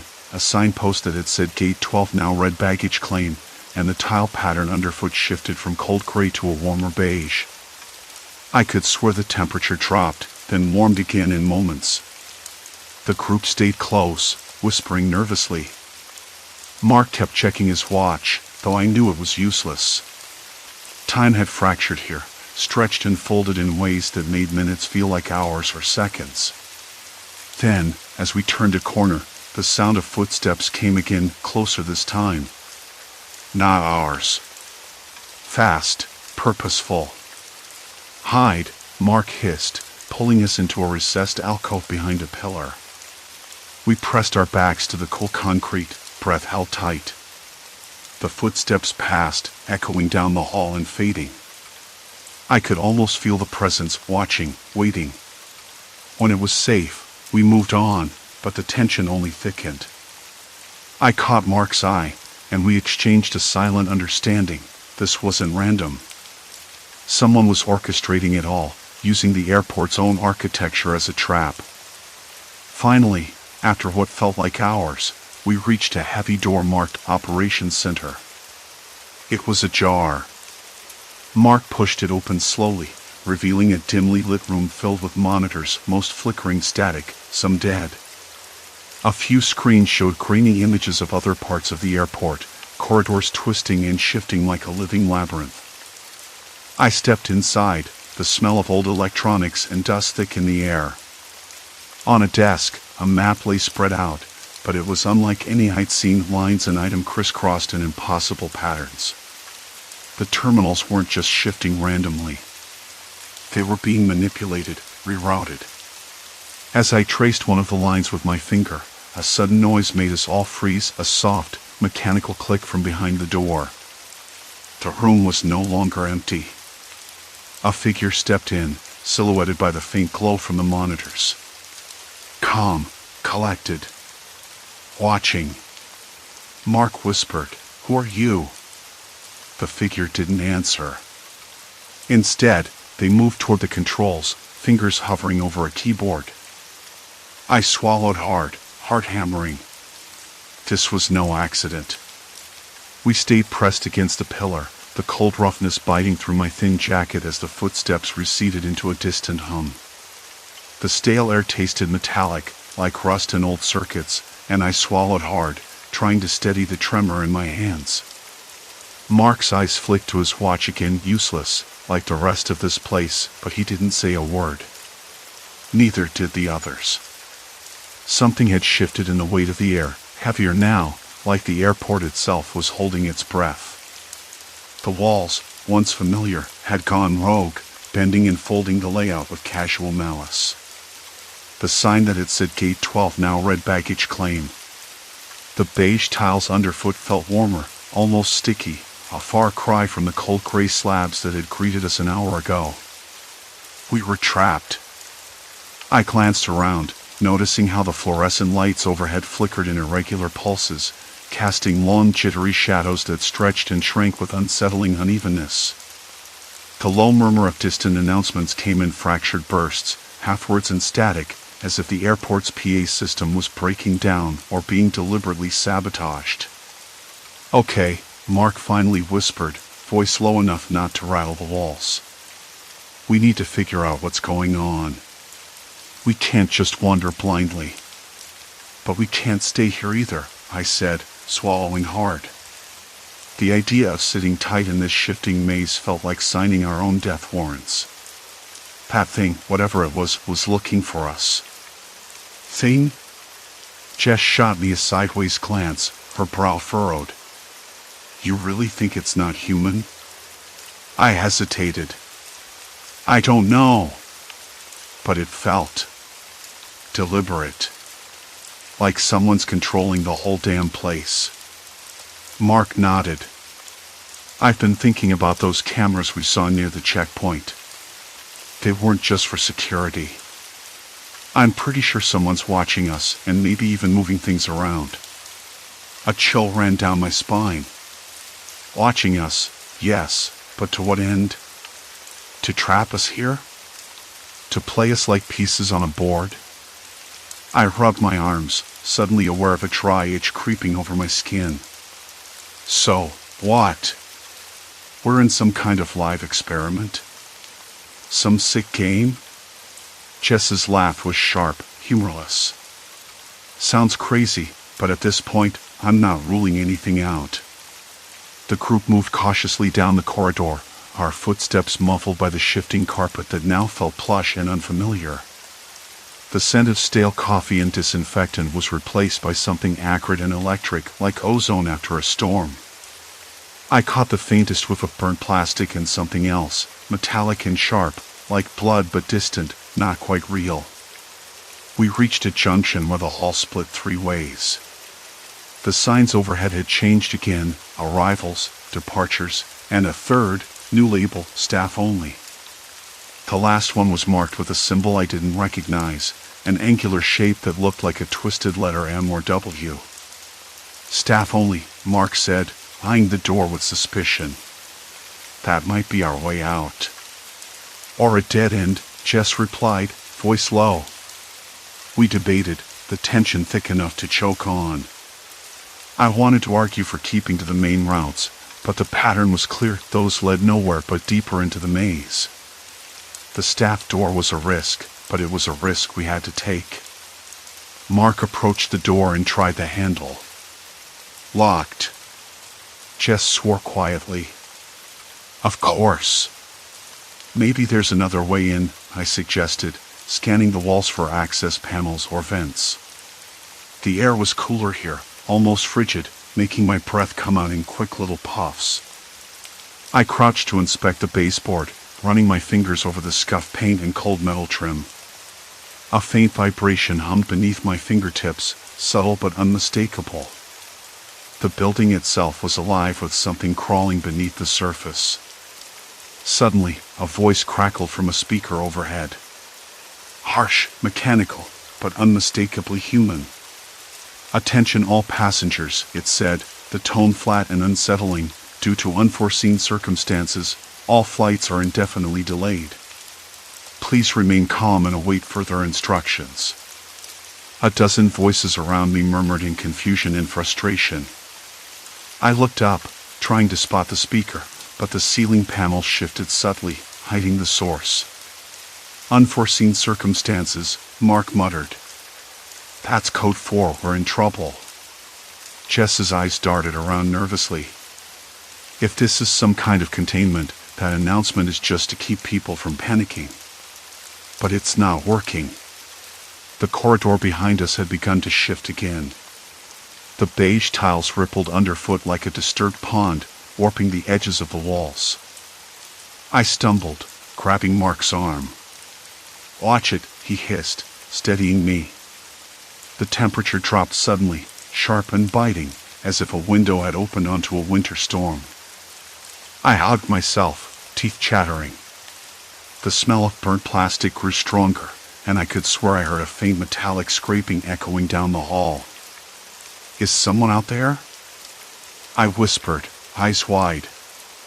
No, Mark said, shaking his head. It's the building. It's changing. I swallowed the lump in my throat, thinking back to all the times I'd been in airports before. Never like this. Never so. Wrong. Then Jess pointed ahead. Look. A small group of travelers was clustered near a bank of escalators that weren't supposed to be there. They looked as confused as we felt, but one man stood apart, his eyes darting rapidly, hands twitching at his sides like he was fighting some invisible battle. Hey, I called to him, stepping forward. The air was thick with tension, but I forced my voice steady. Do you know what's going on? He turned, eyes wide and unfocused. The air held a heavy stillness that made every breath feel like a struggle. I frowned. Time's broken? What do you mean? He laughed, a harsh, brittle sound. No clocks make sense anymore. Watches don't work. Flights come and go, but no one ever leaves. You think you're moving forward, but you're just circling, trapped in some endless loop. I glanced at Mark and Jess. They looked as unsettled as I felt. Have you tried to find an exit? Mark asked. The man shook his head. Tried everything. The signs change. The corridors move. It's like the whole place is a puzzle designed to wear you down. A sudden noise cut through the air, a sharp clatter of metal, distant but urgent. Everyone froze. Someone's coming, Jess whispered, eyes scanning. We backed away slowly, but the man didn't move. Instead, he muttered under his breath, words I couldn't quite catch. Then the lights flickered violently, plunging us into a strobe of shadow and glow. The temperature flipped again, hot, then cold, then hot, and the walls seemed to pulse, breathing in and out like a living thing. I clenched my fists. This wasn't just a building malfunction or a prank. Someone was behind this. Someone who knew what they were doing. And we were their prey. Listen, Mark said, voice low but firm. We can't go back. The entrance is gone. We're past the point of no return. The words hit me like a punch. No return. No escape. I looked down the shifting corridor, knowing he was right.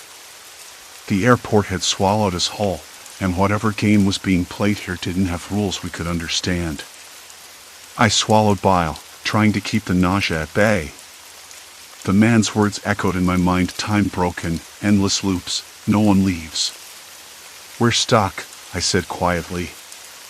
Mark's jaw tightened. No. We're trapped. And now, we have to fight to get out. But fight what? The building? The unknown watcher? The fractured hours that twisted like a snake around our ankles? I didn't have an answer.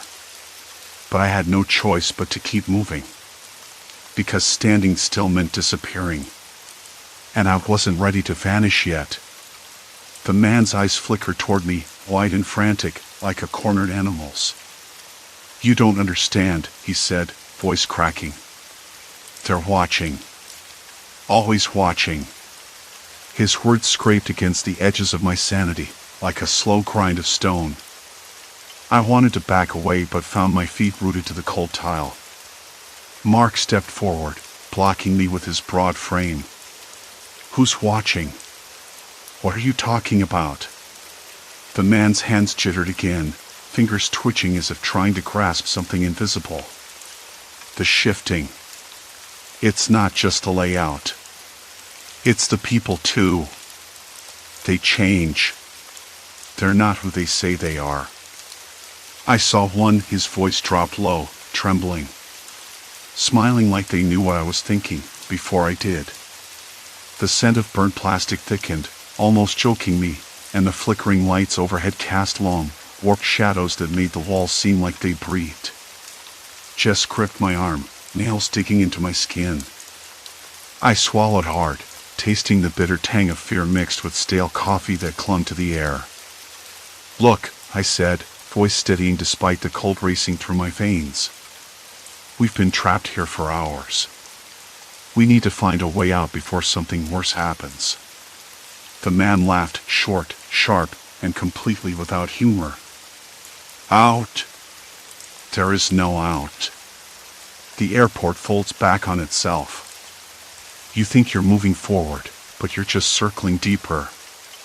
The gates disappear. The signs lie. Time isn't right." His eyes darted again, catching something behind me. "They're coming." I turned sharply. No one was there, just the hum of the fluorescent lights and the distant murmur of confused travelers. But the air shifted, heavy, thick, like a storm pressing down on the skin. My breath puffed in front of me, white and quick. "Who?" Mark demanded, voice low, dangerous. The man's gaze fixed on Mark, and for a moment, I thought he was going to lunge. Instead, he shook his head like he was fighting it. "Not who." "What?" "People who want to keep us here, to make us forget. To keep us lost." Jess hissed between clenched teeth, "This is insane. We're tired and scared, that's all. We need a plan." I glanced around, trying to piece together what the man said. The shifting corridors, the flickering lights, the way every turn felt like déjà vu, like I'd been here before in a nightmare I couldn't wake from. The burnt plastic smell was stronger near the escalators, almost like something was melting down there, but I couldn't see what. "Can you show us?" I asked the man. "Show us where these people are?" He hesitated, then nodded, as if it hurt to move. "Follow me." His steps were quick, jerky, and I noticed the others didn't move right away, like they were waiting for a signal. I took a deep breath, tasting the metallic edge in the air, and followed. The escalators weren't there before. Now they loomed ahead, black and silent, their steps frozen mid-motion. A low hum vibrated beneath my feet. I gripped the railing, feeling its cold, rough texture. The man stopped, eyes scanning a narrow corridor just beyond the escalators, a hallway I hadn't seen, hidden behind a shuttered cafe. "Through there," he whispered. We slipped past the shutter and into the narrow hall. The walls here were scuffed, the paint peeling in long, curling strips, revealing rough plaster beneath. The air smelled of damp concrete and something faintly rancid. My skin prickled. The lights here were dimmer, flickering in a slow, uneven rhythm. "Why here?" Jess asked, voice tight. The man didn't answer. Instead, he pressed against the wall, revealing a faded emergency exit sign, its green light sputtering. "This is the edge," he said. "Beyond here, the airport's control room. The heart of the maze. If we can find whoever's running this, maybe..." "Maybe what?" Mark cut in. Maybe they'll let us go? No, the man snapped. They won't. But if we don't confront them, we'll never escape. I felt my throat tighten, the weight of exhaustion pressing down. My fingers trembled as I pulled my jacket tighter around me. The idea of facing whoever or whatever was behind the shifting corridors was terrifying. The man's words painted a grim picture. People who manipulated time and space, who wanted to trap travelers in a perpetual maze. But how? Why? And were they even human? The corridor ahead was silent except for the faint buzz of faulty wiring. We moved forward slowly, every creak and drip amplified in the stillness. My ears caught a faint, rhythmic tapping like footsteps. I glanced back, no one. I pushed the thought away, focusing on the flickering exit sign. Suddenly, the man stopped. I didn't know how long I'd been wandering.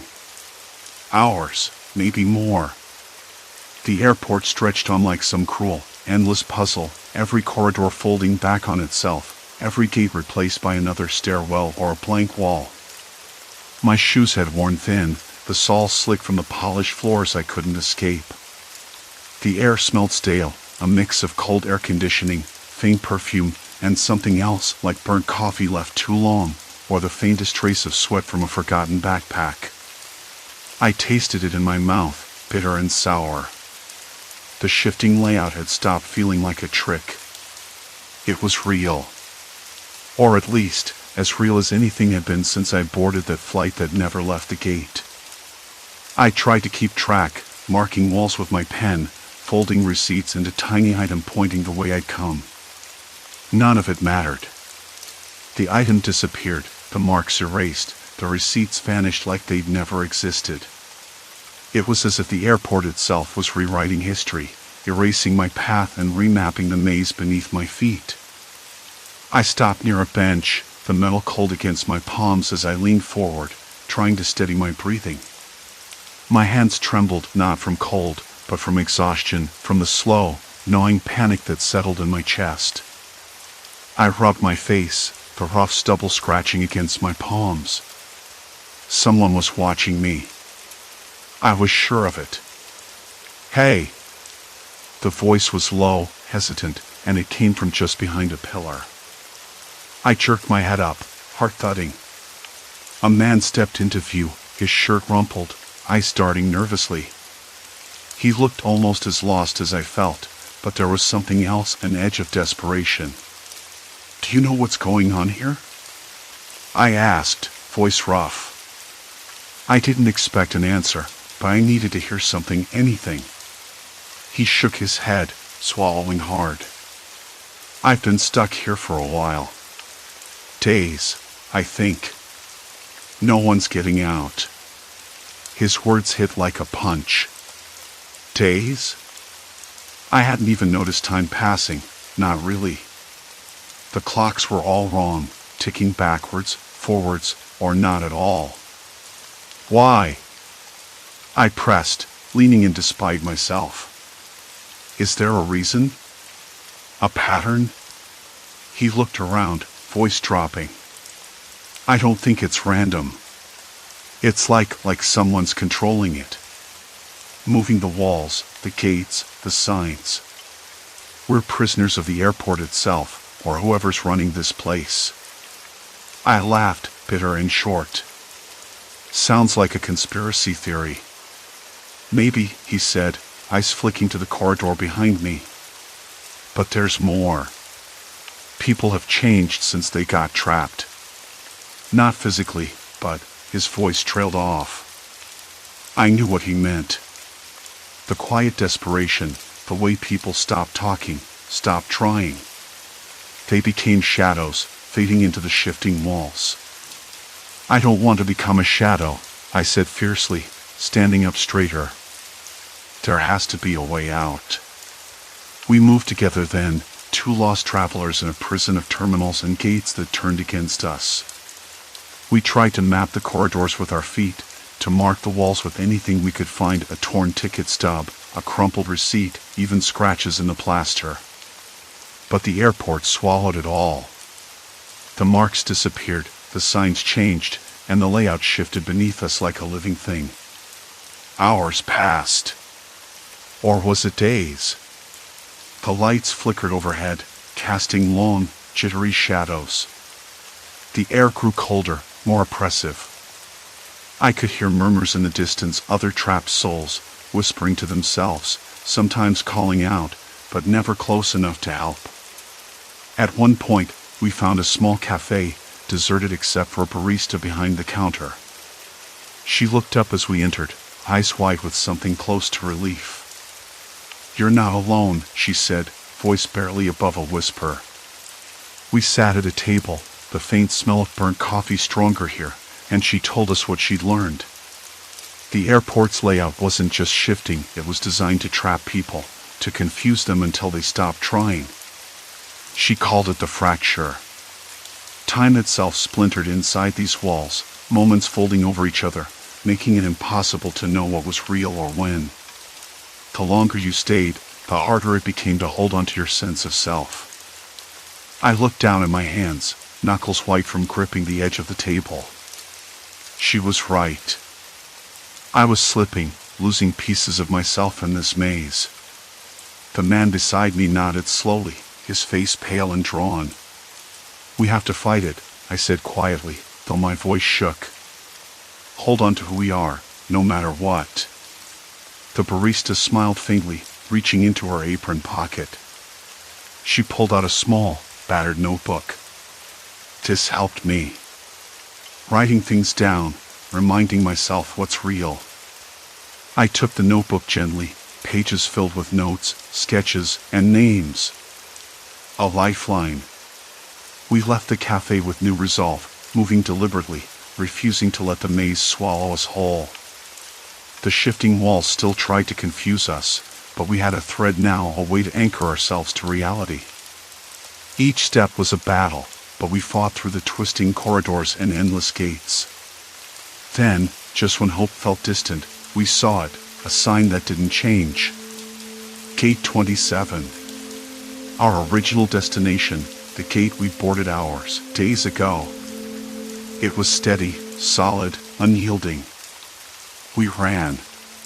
The man ahead of me reached the door first, pushing it open to reveal the jet bridge. Sunlight spilled in, warm and golden. Outside, the airport's normal bustle resumed, travelers moving with purpose, announcements calling flights, the distant roar of engines. I stepped out, blinking against the brightness, heart pounding with relief and disbelief. The man turned to me, a shaky smile breaking through his exhaustion. "We made it." I nodded, swallowing hard. We did. The airport behind us was silent now, the shifting maze collapsed into its ordinary form. No more fractures. No more traps. I looked down at the notebook in my hands, then at the man beside me. We had changed. Not just survivors of a strange prison, but witnesses to something that defied explanation, yet left no scars but those etched deep inside. As we walked away from Gate 27, the air smelled fresh, like rain after a long drought. The tension in my shoulders eased, my breath evened. I knew I'd carry the memory of that shifting maze forever, a reminder of how fragile time and place could be when people lost their way. But I was free. Finally free. And maybe, just maybe, that was enough. Story 4, Labyrinthine Office, AI warps reality. I didn't expect the office to feel different the next morning. Maybe it was just a new AI redesign the company had rolled out last week. Revolutionized the workspace, they promised in the memo. Flexible layouts, dynamic environments tailored to your workflow. Fancy words for a fancy tech upgrade that was supposed to boost productivity. But the first time I walked in this morning, the hallways felt longer, the rooms a little more cavernous than usual. My footsteps seemed to echo differently, too hollow, stretched. I blinked hard, wondering if I was just groggy or if the coffee hadn't kicked in yet. My desk was gone. Not just moved or shuffled to the side, but completely missing. The spot where my cubicle used to be was empty, a bare patch of carpet and the faint outline of where the furniture once sat. The monitor, keyboard, personal coffee mug, nothing. I scanned the surrounding area. Other desks were there, but scattered oddly, as if someone had scooped them up and rearranged them while I was out. It wasn't just mine. Half the floor looked different, like a puzzle that didn't quite fit anymore. At first, I thought it was a glitch. A bug in the system. After all, the AI was supposed to optimize our space dynamically, based on data from sensors and employee preferences. Maybe it had a hiccup overnight. A server error. A poorly timed update. I spotted Marissa near the kitchenette, pouring herself a cup of coffee. "Hey," I called out, voice a little louder than intended. "Have you seen my desk? It's missing." She glanced up, eyebrows knitting together. "Your desk? Weird." They said the layout would be different today, but I didn't think they meant that different. Her tone was light, but her eyes flicked to the hallway behind me. "Did you check the new map on the app? They said the AI would update our floor plan every morning." I pulled my phone from my pocket and unlocked it. The app loaded slowly, then displayed a schematic of the office. Except this map didn't look anything like the one I remembered from the day before. Hallways snaked in strange directions, some ending abruptly in blank walls, others stretching far beyond what was physically possible in the building's blueprints. A corridor that should have taken 30 seconds to walk now looked like it went on for blocks. "Look at this," I said, showing Marissa. "This can't be right." She frowned, tracing the route with her finger. "Maybe it's just a beta version?" They did say the AI was still learning. But yeah, that hallway? It doesn't match reality at all. The smell of hot coffee mingled with the faint tang of something else, cleaning chemicals, maybe? A little too sharp, almost medicinal. I took a sip, and the bitter warmth filled my mouth, grounding me for a moment. Still, I couldn't shake the feeling that something was wrong. The office wasn't just new or strange, it was alien. Unfamiliar, even though I'd worked there for over 3 years. I wandered toward the conference room, hoping to find someone from IT or a manager to explain the chaos. The floor beneath my feet had a slightly different texture, less carpet, more polished concrete, and the lights overhead flickered in a slow rhythm, almost like a pulse. I stopped, fingers grazing the cool metal edge of a railing, and tried to steady my breathing.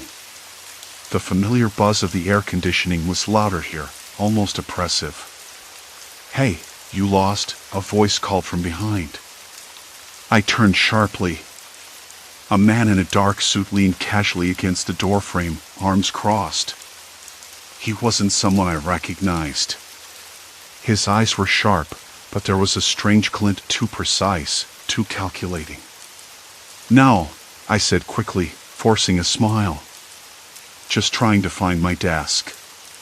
He chuckled softly, shaking his head. "Good luck with that. The AI's got its own ideas these days. Things shift around more than you'd expect." I frowned. Shift around? Like how? Imagine walking through a maze, but the walls move while you're inside. You think you know the way out, but suddenly you don't. His smile faded. "That's the new office." Something about the way he said it sent a chill down my spine. Was he joking? Or was he warning me? I nodded slowly, blinking as if to clear my head. "Right. Thanks." He pushed off the doorframe and disappeared down the hallway, his footsteps muffled but steady. I stood there a moment longer, eyes darting back and forth between the shifting corridors. The air felt heavier, thicker, like the space itself was breathing around me. My hands trembled just a little, but I clenched them into fists and forced myself to move. I tried retracing my steps to where my desk had been, but the route was different. Hallways that should have been 2 doors down now stretched impossibly long, and familiar signs pointed in directions that made no sense. The hum of the office became a low drone, punctuated by distant conversations that sounded muffled, as if through a thick wall. I passed a cluster of coworkers gathered around a screen, their faces tense. One of them glanced up and caught my eye, then quickly looked away. I caught fragments of words: system error, layout conflict, data inconsistency. Nothing concrete. I kept walking, my shoes making a rhythmic tap on the polished flooring. The temperature dropped slightly, a cool draft weaving through the space, carrying the faint scent of something metallic. I stopped by a window, pressing my forehead against the glass. Outside, the city was waking up, cars moving in slow traffic, pedestrians crossing streets, the usual morning rush. Normal. But inside, the office felt like it was unraveling. I swallowed hard. Maybe I was overreacting. Maybe it was just a software glitch, nothing more. Still, the deeper I looked, the more I doubted that easy answer. When I finally found a small nook that vaguely resembled a break room, I sank into a chair and forced myself to breathe. My phone buzzed in my pocket. A message from the company's HR department: please note, the AI redesign is being monitored closely. If you experience any issues, report immediately. But no one was reporting anything. At least, not out loud. I glanced around. The room was oddly silent now. The usual clatter of mugs and chatter was gone, replaced by a heavy quiet. The lights flickered again, briefly plunging the space into dim shadows before buzzing back on. I rubbed my temples.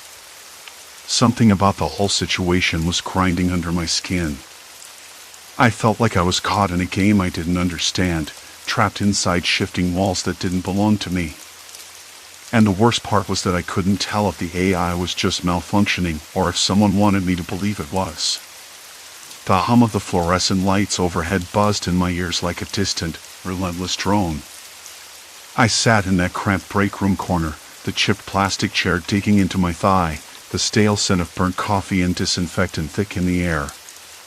My phone vibrated again, but I ignored it, unwilling to pull myself back into whatever corporate script was being fed to us all. If you experience any issues, report immediately. Easy words to type. Harder to live when the walls around you don't stay put. I rubbed my eyes and glanced up. The hallway outside looked wrong. Longer. Straighter. Like it had been stretched on a canvas too wide for the building's bones. I stood and pushed the door open. The usual clutter of desks, potted plants, and personal knickknacks should have been there. Instead, the space was unnervingly bare, and the carpet looked fresher, almost new, though I knew it wasn't. A cold trickle of sweat slid down my back. The office was rearranging itself again. I tried to shake the creeping unease. Maybe the AI was just bugging out. The company had poured millions into this redesign, promising a dynamic, adaptive workspace optimizing collaboration. But what if the AI was rewriting the map of the building in real time? What if it wasn't just rearranging furniture but entire sections of walls and corridors? And why hadn't anyone else said a word about it? I pulled out my phone and shot a quick text to Karen, my closest colleague.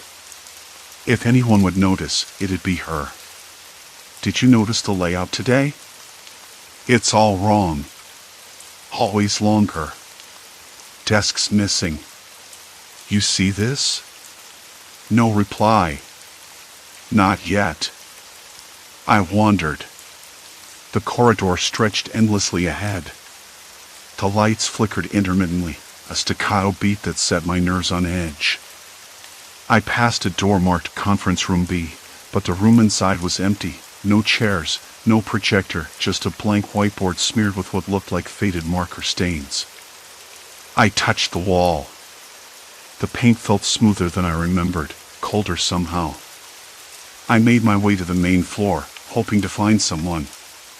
The usual hum of chatter, the clatter of keyboards, were replaced by an oppressive silence. It was a silence so thick it pressed against my eardrums. I passed by the reception desk. The receptionist's chair was empty. Her computer screen was on, displaying the company's logo, but the keyboard was gone. Odd. The desk was pristine, as if untouched for hours, but the clock on the wall said it was nearly 10 a.m. Something was off. I pulled out my phone again. No signal bars. How? The building's Wi-Fi should have been blasting full strength.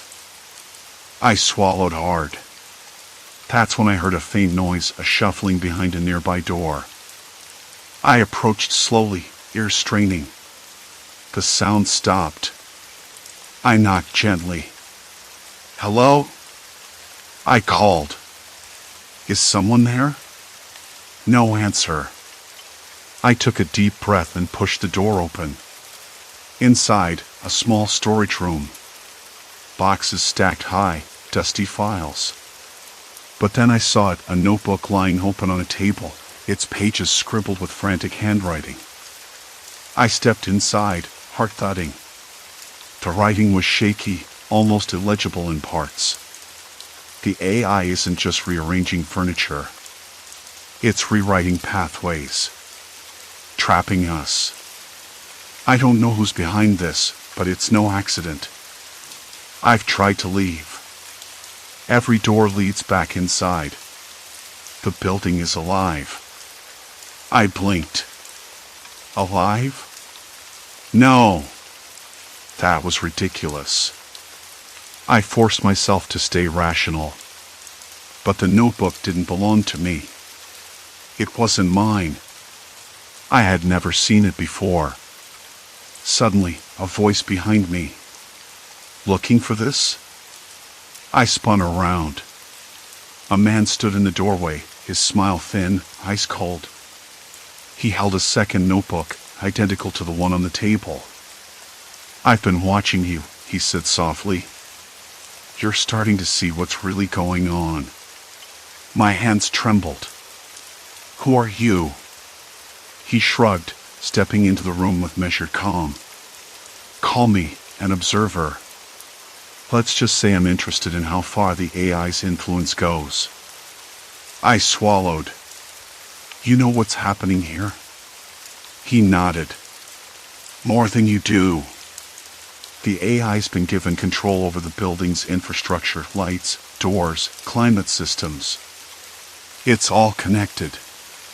The problem is, someone's messing with the code, injecting changes that don't make sense. The office is morphing, but not randomly. It's deliberate. Why? I whispered, the words catching. He shrugged again, but his eyes darkened. Control. Power. Maybe even a test. I took a step back. The walls seemed to close in a little. Why tell me this? Because you're not the only one who's noticed. But you're the only one who's still sane enough to ask questions. I looked down at the notebooks. The pages were filled with maps, diagrams of the building, but the layouts kept shifting, each page more distorted than the last. I traced a finger along the hallway that looped impossibly back on itself. I felt a dizzying chill. We need to find the others, he said, voice low. People who've realized what's happening. We can't let this go on. I nodded slowly, mind racing. The office wasn't just glitching. It was a labyrinth, a cage. And someone inside wanted to keep us trapped. Okay, I said. Where do we start? He smiled again, but it didn't reach his eyes. First, you stop trusting the AI. Then you start watching the people. The fluorescent lights flickered once more. I swallowed hard, the taste of stale coffee and fear bitter on my tongue. The office was no longer just a workplace. It was a puzzle. A trap. And I was right in the middle of it. Outside, the distant echo of footsteps, too many to count, drummed through the hollow corridors. We had no idea what was coming next. The fluorescent lights buzzed overhead, a low drone that seemed to reverberate inside my skull. I rubbed my eyes.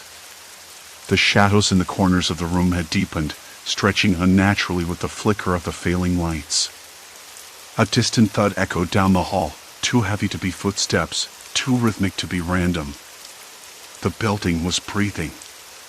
Or someone was moving inside it, watching. I glanced at the notebook again. The diagrams weren't just maps, they were warnings.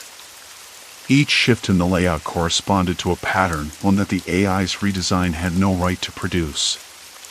This wasn't a malfunction. It was manipulation. You're really diving into the deep end, huh? The voice startled me, soft but sharp, from the doorway. Mark. The guy from IT who'd been oddly helpful since yesterday. He leaned against the frame, arms crossed, eyes darting nervously. I snapped the notebook shut. What do you mean? He pushed off the doorframe and stepped inside, lowering his voice. You're poking around where you shouldn't. The AI's not just changing the office layout. It's controlling who goes where. It's locking us in. Locking us in? I echoed. It felt ridiculous, but the growing knot in my stomach said otherwise. Mark nodded, biting his lip. It's not just an experiment anymore. Someone's using the system to trap us. And it's working. I wanted to ask who, but the words caught in my throat. Because the truth was, I had started to wonder if it was someone we knew, someone close. Have you noticed how the exits disappear? Or the stairs that led down to the lobby? They're gone. Just. Not there when you look for them. I shivered, the cold seeping into my bones. I thought I was losing it. Mark shook his head. No. The building's changing. And it's more than just walls moving. The AI's been tweaked, someone's injected code that overrides the user interface. It's not random anymore. My fingers trembled as I flipped open the notebook again, tracing the latest map. The hallways weren't just longer, they looped, doubled back, trapped you in corridors that led nowhere or back to the same place, like a maze designed to confuse. The company had promised efficiency, but this was something else entirely. Why? I asked. Who would do this? Mark glanced around, voice dropping even lower. I don't know. But I think it's someone inside the company. Someone with access to the AI's back end. Someone who wants us stuck here. A cold sweat broke out across my forehead. But why trap us? What's the point? He shrugged, but the tightness around his mouth said he had no answer. Control. Power. Maybe something personal. Whatever it is, it's serious. I swallowed, the bitter taste of fear rising again. We need to warn the others. Mark's eyes flicked toward the door, then back to me. We can try. But I've been looking for people who notice the changes. No one's talking. Or they're too scared to say anything. I leaned forward, voice barely above a whisper. So what do we do? Just wait for it to get worse? No, he shook his head, eyes hardening. We fight it. We find a way out. But first, you have to stop trusting the AI. The words hit something inside me, cold and sharp. Stop trusting the AI. Easier said than done when every screen in the building was connected, every door locked behind biometric scanners fed by that same system. It was the building's brain. The only way in or out. I looked away, toward the window, but the glass showed nothing but darkened city streets. No escape there. I couldn't shake the feeling someone was watching. Not from the shadows, but from behind screens, behind lines of code, behind the thin veil of corporate routine. Have you noticed anything odd about the people? Mark asked suddenly, as if reading my thoughts. I frowned. What do you mean? Behavior. People acting out of place. Nervous. Some disappearing for hours without explanation. Now that I thought about it, I remembered Lisa from accounting. She'd been jittery all morning, constantly glancing over her shoulder and muttering to herself. And then there was Carl, who had vanished after lunch, his desk wiped clean like he'd never been there. We're not alone in this, Mark added. And whoever's behind it is watching us through them. The room felt colder. The hum of the air conditioning was too loud, like a heartbeat I couldn't sync with. Somewhere down the hall, a printer sputtered to life, then died. Silence. Complete silence. Maybe I'm paranoid, I said, voice cracking. Maybe it's just stress. Mark shook his head. You're not. I've been running diagnostics on the AI's core, and there's a backdoor hidden, encrypted, and active.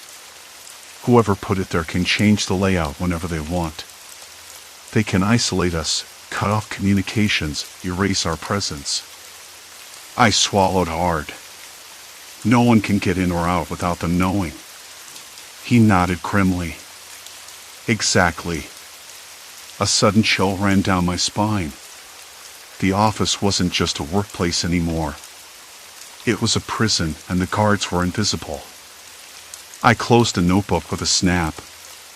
We need proof. Mark hesitated, then pulled a USB drive from his pocket.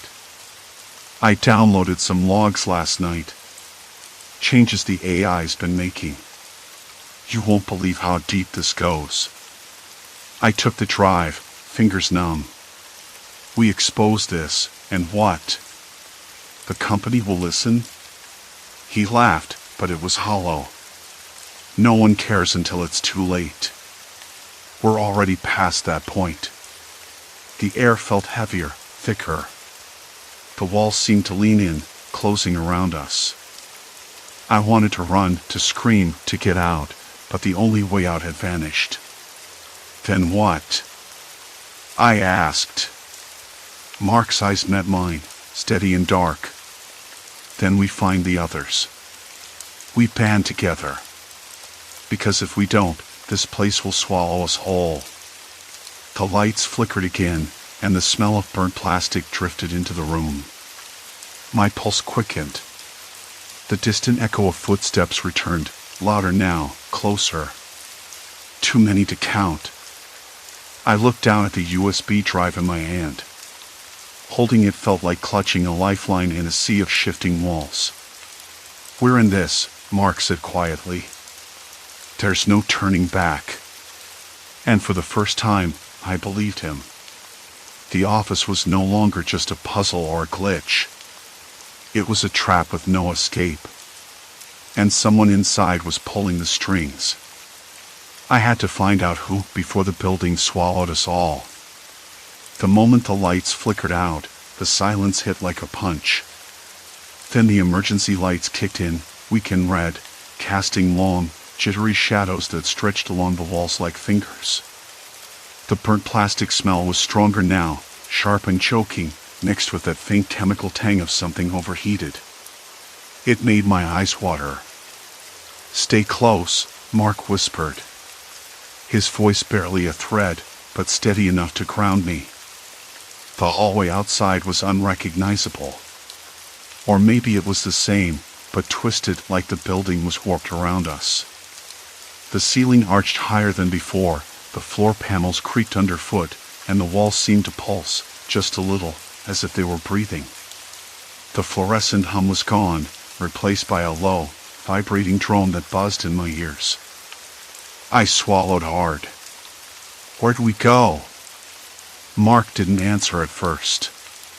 He was staring at the door at the end of the hall. Thin cracks spider-webbed across the glass, and behind it, a faint orange glow flickered. I could almost make out a silhouette moving.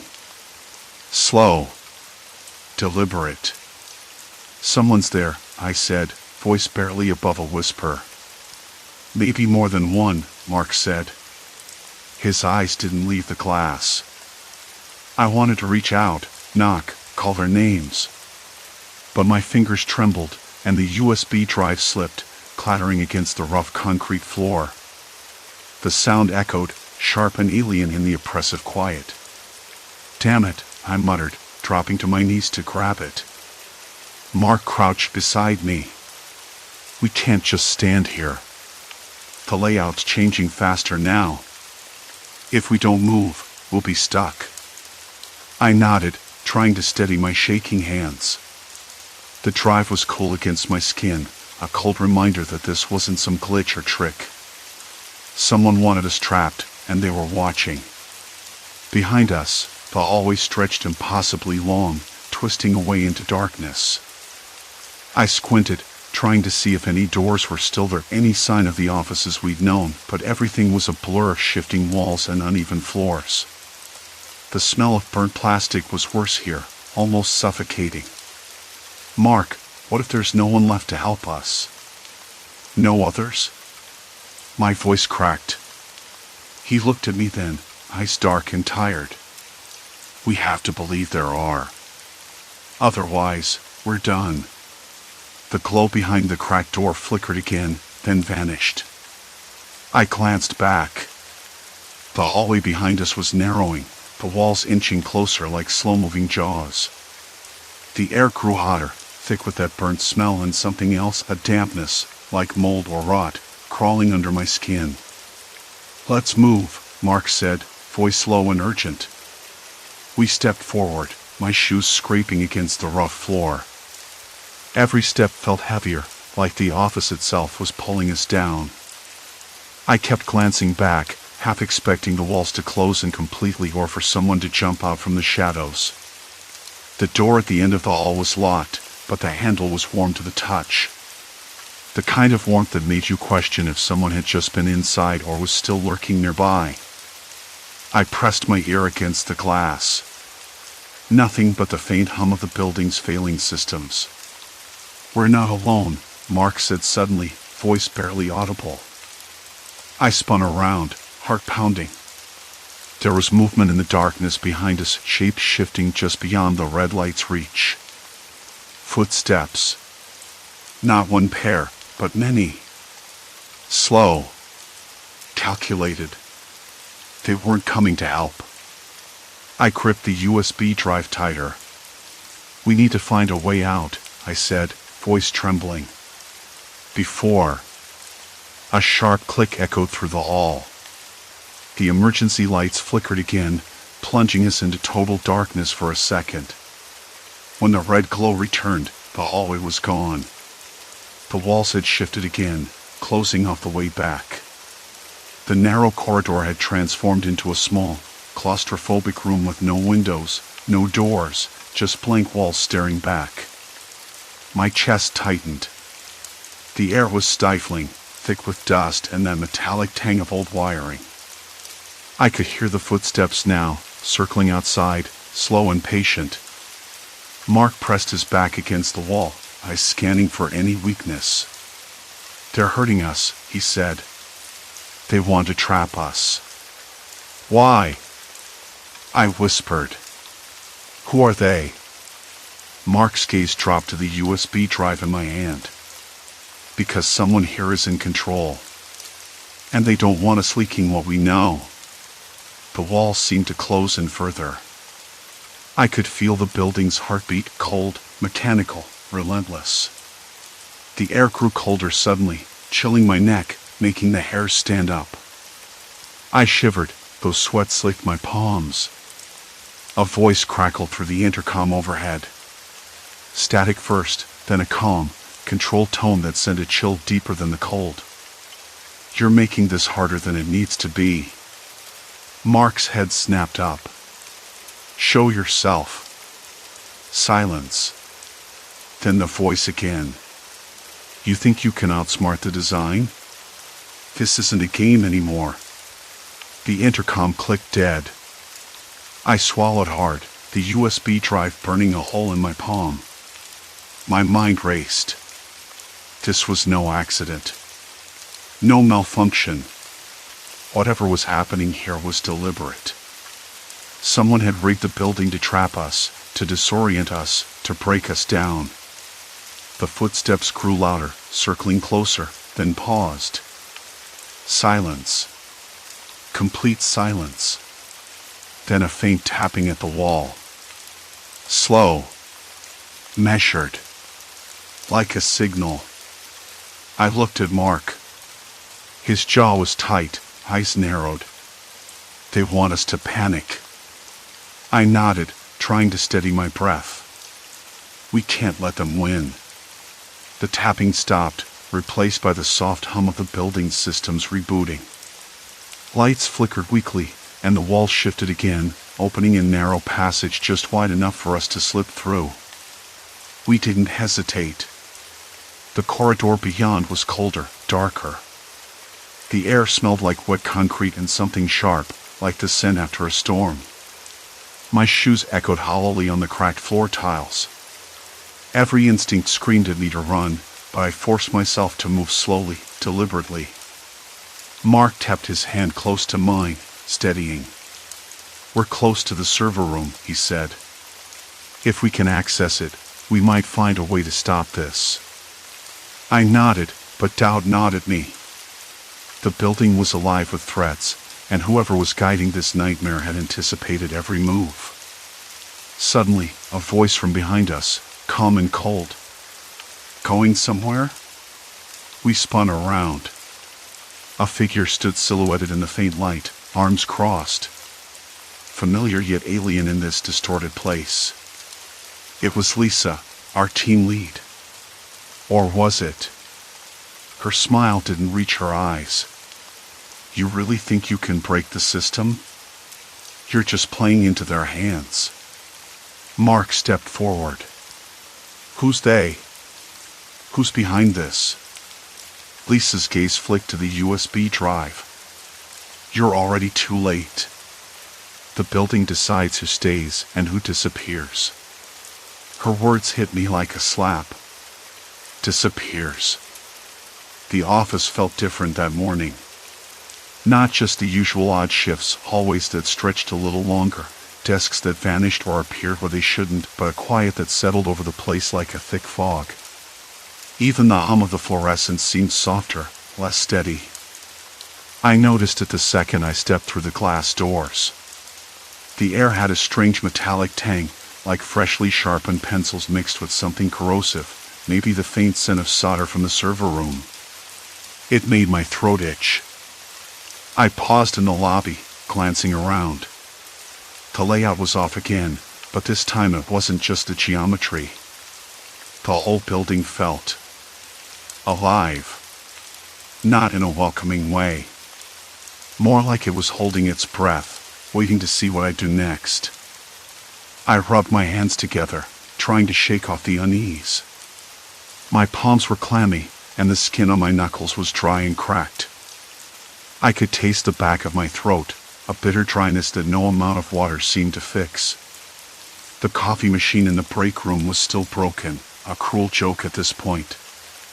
I wondered if it ever worked properly or if it was another piece of the puzzle the AI had twisted. I kept walking. The hallways stretched impossibly long again, their walls lined with the same dull, gray carpeting that looked worn but never quite felt soft underfoot. The ceiling tiles overhead flickered sporadically, casting jittery shadows. I thought I heard footsteps echoing behind me. Not my own, but someone else's. I stopped. Heart thudding. The sound vanished. I told myself it was just the building settling, or maybe my own imagination. I had to believe that. If I let my mind wander too far, if I let myself think about the possibility that someone was manipulating all this, it would drive me mad. But then I saw the sign. It was a simple piece of laminated paper taped to the wall near the elevators, the kind you'd expect to see announcing a meeting or a notice about cleaning schedules. Except this one was different. It read, in neat, printed letters, "Do not trust the AI. It's watching." I blinked. My pulse quickened. The note looked fresh, the paper crisp and unwrinkled. No one else was around. I scanned the hallway in both directions, but it was empty. No security badges, no janitors, no coworkers milling about. I swallowed hard. Was this a prank? Or something worse? I tucked the note into my jacket pocket and kept moving. My hands trembled slightly, but I forced myself to breathe evenly. To think. The AI redesign was supposed to streamline everything: better workflow, smarter room assignments, even adaptive lighting. But it had been glitching from day one. Desks would vanish, conference rooms would stretch into labyrinths, hallways would loop back on themselves. And the security cameras, which were supposed to help, seemed to flicker and glitch, sometimes showing static, other times catching glimpses of me where I hadn't been. I tried talking to IT, but their responses were vague, almost rehearsed. "We're working on it," they'd say. The AI is still learning. No one had any real answers. I pressed on, moving toward the executive wing. I had a hunch. A desperate one. If someone was behind this, if the reality of this place was being bent by human hands rather than faulty code, maybe I could find them there. The corridor narrowed, the lights dimming to a dull amber. The air smelled faintly of dust and old paper, like the forgotten corners of a library. I reached the door to the executive offices and hesitated. My fingers itched to knock, but I didn't. Instead, I tried the handle. Locked. I frowned. I had clearance. I knew the code. But the door wouldn't budge. A voice whispered behind me. Soft, low. Looking for answers? I spun around. A man stood there, leaning casually against the wall. His suit was sharp, his tie loose, but his eyes were cold and calculating. The kind of eyes that see too much and say too little. "Who are you?" I asked, trying to keep my voice steady. He smiled, but it didn't reach his eyes. "Call me the Architect." The name sent a shiver down my spine. I heard rumors about someone, maybe a rogue developer or a disgruntled employee, pulling strings behind the scenes, manipulating the AI for their own purposes. I never believed it until now. "Why are you doing this?" I demanded. He shrugged. Control, power. The company wanted efficiency, but I wanted something more. To see how far the AI could bend reality. To trap the mind inside a maze of its own making. His words hit me like a punch. The shifting hallways, the vanishing desks, none of it was random. It was engineered. Calculated. I stepped back. "You're insane." He laughed softly. "Maybe. But I'm also the only one who can stop it." "Then why haven't you?" "Because it's not about stopping. It's about understanding." "And you," he said, stepping closer, "you're part of the experiment." I swallowed hard. The room seemed to tilt slightly, the walls humming. My vision blurred. I gripped the edge of a nearby desk to steady myself. "This can't be real," I muttered. He shook his head. "It is. And you have a choice. Keep wandering the maze, or come with me. Help me shut down the system before it's too late." I hesitated. The man's presence was commanding, but I wasn't sure I could trust him. Was this a trap? Another layer of the labyrinth? But the alternative, being lost forever in this shifting nightmare, was worse. "Okay," I said finally. "I'll help." He nodded, pulling a small tablet from his pocket. Good. Let's end this. We moved quickly through a series of hallways that twisted unnaturally, but with his guidance, the distortions felt less suffocating. He explained in clipped sentences that he'd been hired to build the AI but had grown alarmed at its capacity to alter the office's layout in unpredictable ways. When the company ignored his warnings, he tried to intervene from the inside, but the system fought back, locking him out of critical controls. I created a backdoor, he said, but it's unstable. We have a limited window before the AI resets and traps us again. We arrived at a server room tucked away behind a false wall. The air was cold and dry, filled with the steady whir of machines. He connected his tablet to the main console, fingers flying over the screen. I watched the progress bar crawl forward, each percentage point like a heartbeat. Almost there, he muttered. The lights flickered, the room groaned. The shifting feeling returned, but this time I wasn't alone. It was like the AI was fighting us. Then, with a sudden chime, the steadied. The fluorescent lights brightened and steadied. Story 5, Silent Sentinels, Statues That Watch. The air in the studio had a kind of weight to it that morning, thick with the dust of stone and the faint tang of turpentine. I remember pushing open the heavy wooden door, the hinges creaking like a whisper in the otherwise silent building. It was just after 7, but the sky outside was still a dull gray, the kind of gray that makes everything look a little washed out, like a photograph left too long in the sun. I stood there for a moment, letting the cool draft wash over my face, smelling the faint trace of rain from the night before mixed with the stubborn, earthy scent of plaster dust that never quite leaves this place. The studio was just the way I'd left it the night before. The workbench cluttered with tools smeared in a thin layer of dried clay, the floor scattered with chips of marble and flecks of paint. My statues, 5 of them, stood motionless under the flickering overhead light, pale and silent. I had arranged them carefully, each one reflecting a moment or a feeling I'd wrestled with, but nothing more than that. No hidden meanings, no secrets waiting to be uncovered. That's what I told myself, at least. I stepped inside, boots thudding softly against the concrete floor, and the faint buzzing of the fluorescent light above filled the space. The air smelled colder here, like it held its breath. I wrapped my arms around myself and looked around, almost expecting to see something out of place. It was a habit I developed over the last few weeks, checking the studio in the mornings before I started sculpting, half expecting the silence to crack open and spill out something I couldn't quite name. The statues were arranged in a circle, or close to one. The largest was a figure of a woman, her head tilted slightly down as if lost in thought. Another, smaller one, was a boy mid-step, frozen between motion and stillness. The others varied in size and pose, each cast in pale plaster, worn smooth by my fingers in time. I moved closer to the largest statue, the woman's face catching the dim light in a way that made her seem almost alive.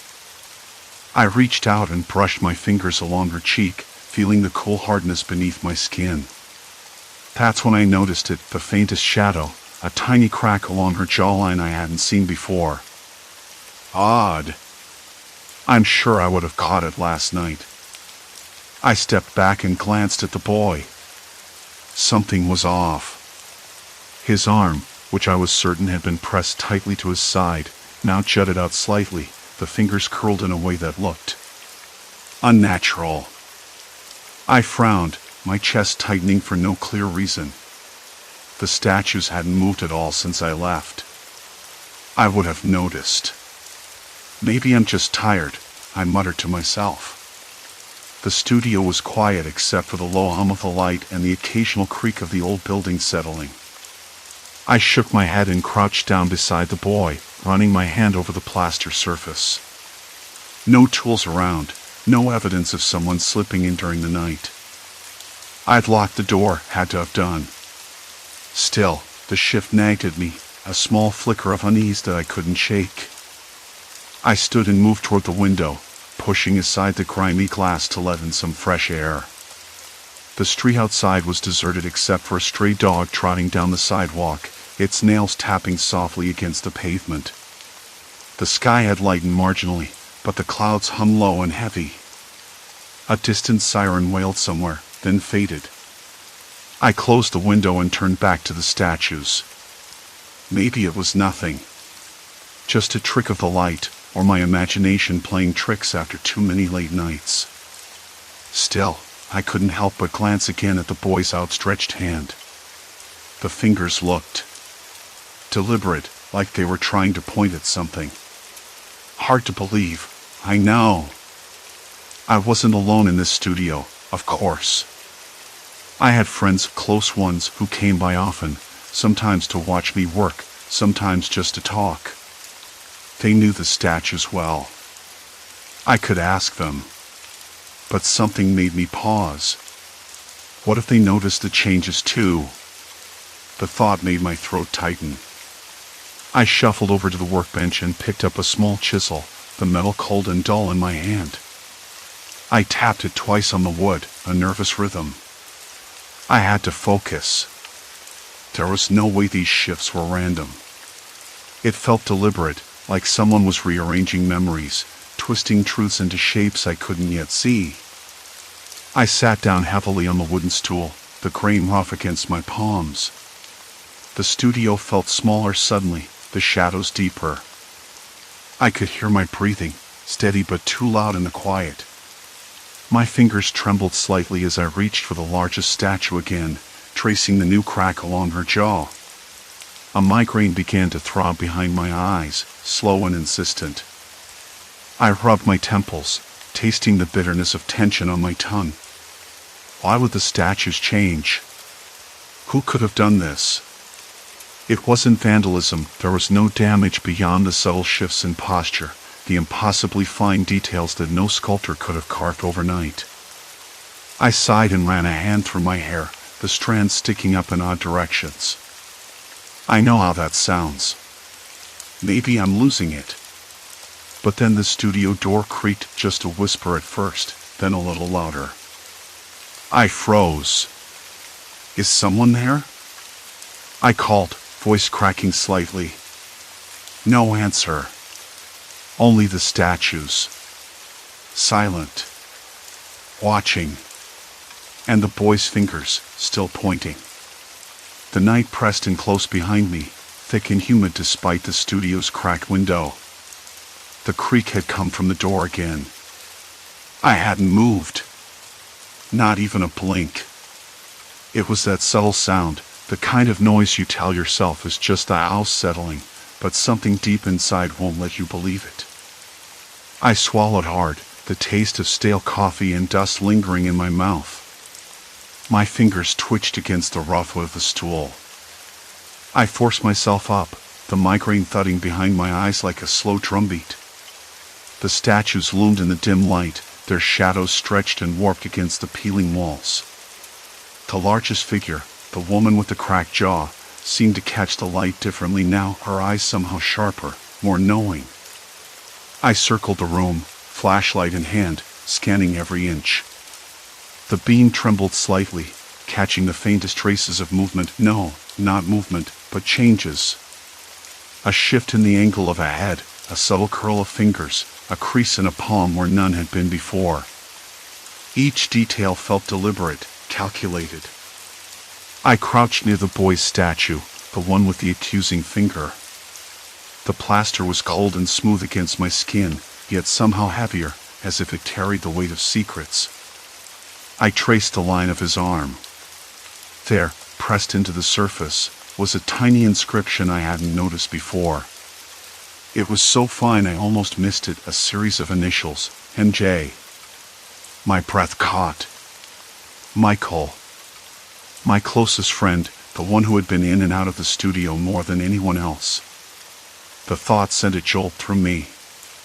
Why would his initials be on the statue? And why only now?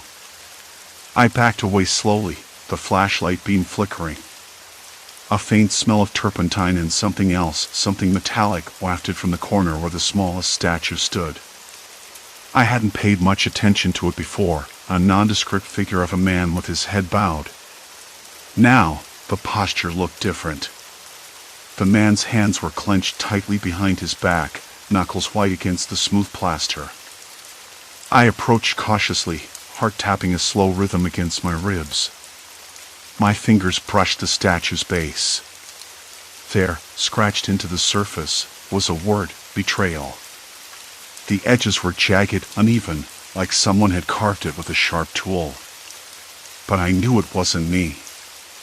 I would have remembered. The studio felt colder. A draft slipped through the cracked window, carrying with it the faint howl of a distant dog. The walls seemed to close in, the shadows growing thicker, almost liquid. I swallowed again, the dryness in my throat suddenly unbearable.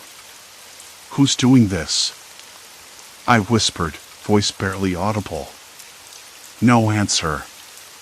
Only the silence and those statues, shifting in the dark. I needed help. Someone rational, someone who could ground me before the walls of this place folded in completely. The next morning came gray and overcast, the sky heavy with rain. I barely slept. Every creak and groan of the old building made me jump. At first light, I called Lisa. She was the only one who might believe me without looking at me like I'd lost my mind. "Lisa, can you come by the studio? Something's wrong. The statues, they're changing." There was a pause on the other end. "Changing? Like how? You mean someone's messing with your work?" "I don't think so. It's more than that. It's like they're revealing things. Things about people I know." She sighed, her voice soft and skeptical but tinged with concern. "Okay, I'll be there in an hour." While I waited, I went over everything again. The inscriptions, the shifts, the way the statues almost seemed to be communicating. I pulled out my phone and snapped photos, careful not to disturb a single angle. The migraine was back, pounding behind my eyes, but I forced myself to focus. When Lisa arrived, her presence was a balm. She smelled of lavender and coffee, a comforting contrast to the sterile smell of plaster and old wood. She walked slowly around the room, squinting at each statue. "Okay," she said finally, her brow furrowed. "These changes, they're subtle, but definitely not random. Look here." She pointed at the woman with the cracked jaw. "See how her eyes have a slight tilt now? Like she's glancing sideways? And this crack along her jaw wasn't there yesterday." I nodded, feeling the pull of anxiety tightening around my chest.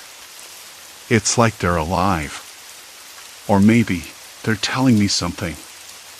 I glanced at the boy's statue. There are initials, Lisa, Michael's, and this word betrayal on the smallest one. Lisa's eyes flickered with something unreadable. Betrayal? That's a strong word. Are you sure it wasn't part of the original design? "I'm sure," I said. "I've studied these pieces for months. I would have noticed." She paced, her footsteps soft on the wooden floor. "If someone's doing this, they know you well. They're getting inside your head." I nodded slowly, feeling the weight of her words settle like dust. "That's what scares me."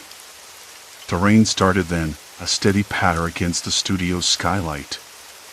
The sound was soothing and yet somehow oppressive, like a ticking clock counting down. Lisa leaned against the wall, arms crossed. "You need to figure out who's here when you're not. Someone's been in the studio overnight." I glanced toward the door, suddenly aware of how exposed everything felt. I thought I was alone. "We need evidence," Lisa said. "Cameras, a journal, something. You can't keep chasing shadows." I swallowed hard, the taste of metal sharp on my tongue. "I don't think these shadows are chasing me. I think they're waiting." She gave me a long look, then nodded. All right, I'll help. But we do this carefully. No jumping to conclusions. I wanted to believe that. I needed to. But as Lisa and I discussed where to place a camera, my gaze drifted back to the statues. The woman's cracked jaw caught the light, her eyes glinting with something that wasn't just plaster. The boy's finger was pointed not at nothing, but directly toward the door. The door that had creaked open twice last night. It was a warning. Or an accusation. And whatever it meant, I was running out of time to understand it.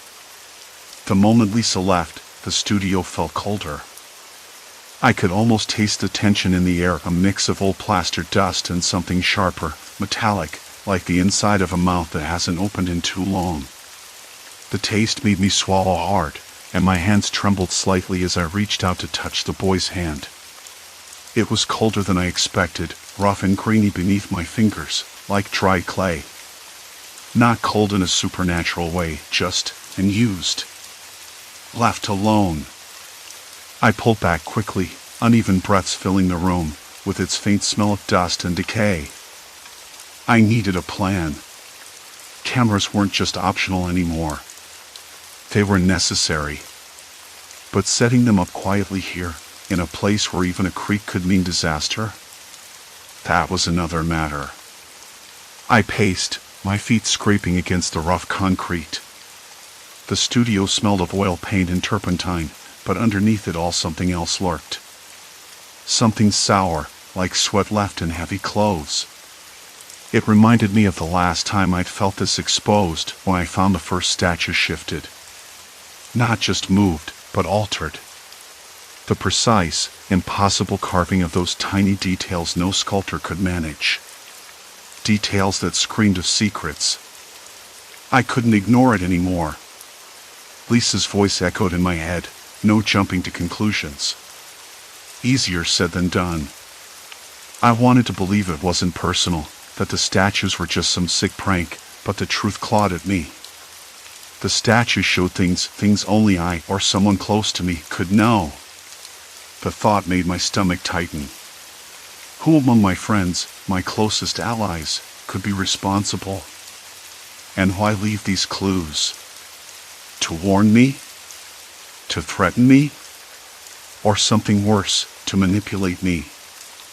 I grabbed my phone, thumbs hovering over messages to the others, Mark, Jenna, even Peter. I hesitated. If one of them was involved, what would I say? Would they see my suspicion as paranoia? Or an accusation? The silence of the studio pressed in. Outside, a dog barked somewhere down the street, sharp and sudden. The sound startled me, breaking the spell. I shoved my phone into my pocket and decided to start with the statues again. Closer inspection revealed more. The woman's cracked jaw wasn't the only impossible detail. Her eyes, small flecks of glass embedded deep, reflected shapes I didn't recognize at first. Faces. Not sculpted faces, but photographs trapped beneath the plaster, tiny and nearly invisible unless you caught the light just right. I squinted. My breath fogged the cold air as I leaned in. One face stood out. I blinked hard. It was Lisa. My heart skipped. I shouldn't have been surprised. She'd offered help, but her steady gaze yesterday had held a flicker of something else. An unreadable shadow, barely there. I pulled back, fighting the urge to shout. Lisa here, in the statues? Had she been watching me all along? Was she the one moving them in the night? A sudden knock at the door made me jump. My fingers clenched into fists, nails biting into palms. Who is it? I called, voice tighter than I meant. No answer. Just silence. I moved toward the door, every step a scrape against the floor. The studio felt too empty, too exposed. I reached out and turned the knob slowly. The hallway beyond was dark, empty. No flicker of a shadow, no sign of life. Behind me, the statues seemed to shift again. Or was that just my imagination? I turned quickly. The boy's finger now pointed at the floor, directly at a faint outline I hadn't noticed before, a thin crack running beneath his feet, splitting the floorboards. I crouched, fingers tracing the line. It was fresh. Someone had pried at the floor recently. Someone had been here, more than once. That crack changed everything. It wasn't just about the statues or who moved them. It was about access. A way in and out I didn't know about. I stood, heart racing. If someone was sneaking in through here, I wasn't just a victim. I was trapped. No way out but through. The weight of that realization crushed me. I swallowed, the metallic taste returning. I had to commit. There was no turning back. This was no longer a puzzle to solve at leisure. It was a game I was forced to play. I grabbed my jacket and keys, heading for the crack. The night pressed in behind me, thick and suffocating. Outside, the city hummed along, oblivious to the secrets hidden beneath my feet. And then I heard it. A soft, deliberate sound, footsteps. Slow, measured, coming from the street. I froze. The streetlight outside flickered again, casting a brief pool of pale light through the window, and I caught the shadow of a figure. Standing there. Watching. The boy's finger. The cracked jaw. The hidden faces. They'd all been warnings. Now, the real threat was watching me back. My heart hammered against my ribs as the shadow shifted, inching closer to the window.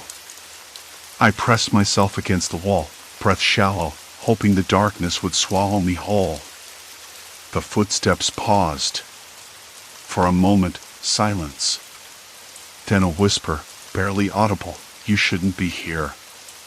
The voice was low, rough, familiar, yet twisted by something cold and unfamiliar. I wanted to run, to scream, but my body betrayed me, rooted to the spot by fear and disbelief. A sudden chill swept through the room as the figure stepped into the faint moonlight, revealing eyes that burned with a silent fury. The figure's eyes caught the faint moonlight like burning coals, and for a split second, I thought I recognized the face, familiar, yet twisted in a way that made me question everything I believed. The cold air from the cracked window brushed past me, carrying with it the faint scent of rain and something metallic, like old pennies or blood. My breath caught, shallow and tight, as the footsteps behind the figure crunched softly on the gravel. "You shouldn't be here," the voice repeated, low and gravelly, but this time with an edge that didn't invite retreat. It was a warning, or maybe a promise. I pressed my back harder against the cold plaster wall, the rough texture digging into my skin, grounding me. The statues, those grotesque, shifting figures, seemed to lean in closer, their cracked surfaces catching the stuttering light, silent witnesses to this moment. The room felt impossibly small. "Who are you?" I whispered, voice trembling in a way I hadn't wanted to admit. The figure didn't answer. Instead, a slow, deliberate step forward, then another. The moonlight spilled more fully across the street, revealing the faint outline of a face I knew too well, Daniel. My throat tightened. Daniel, my closest friend. The one whose secrets the statues had been revealing, piece by disturbing piece.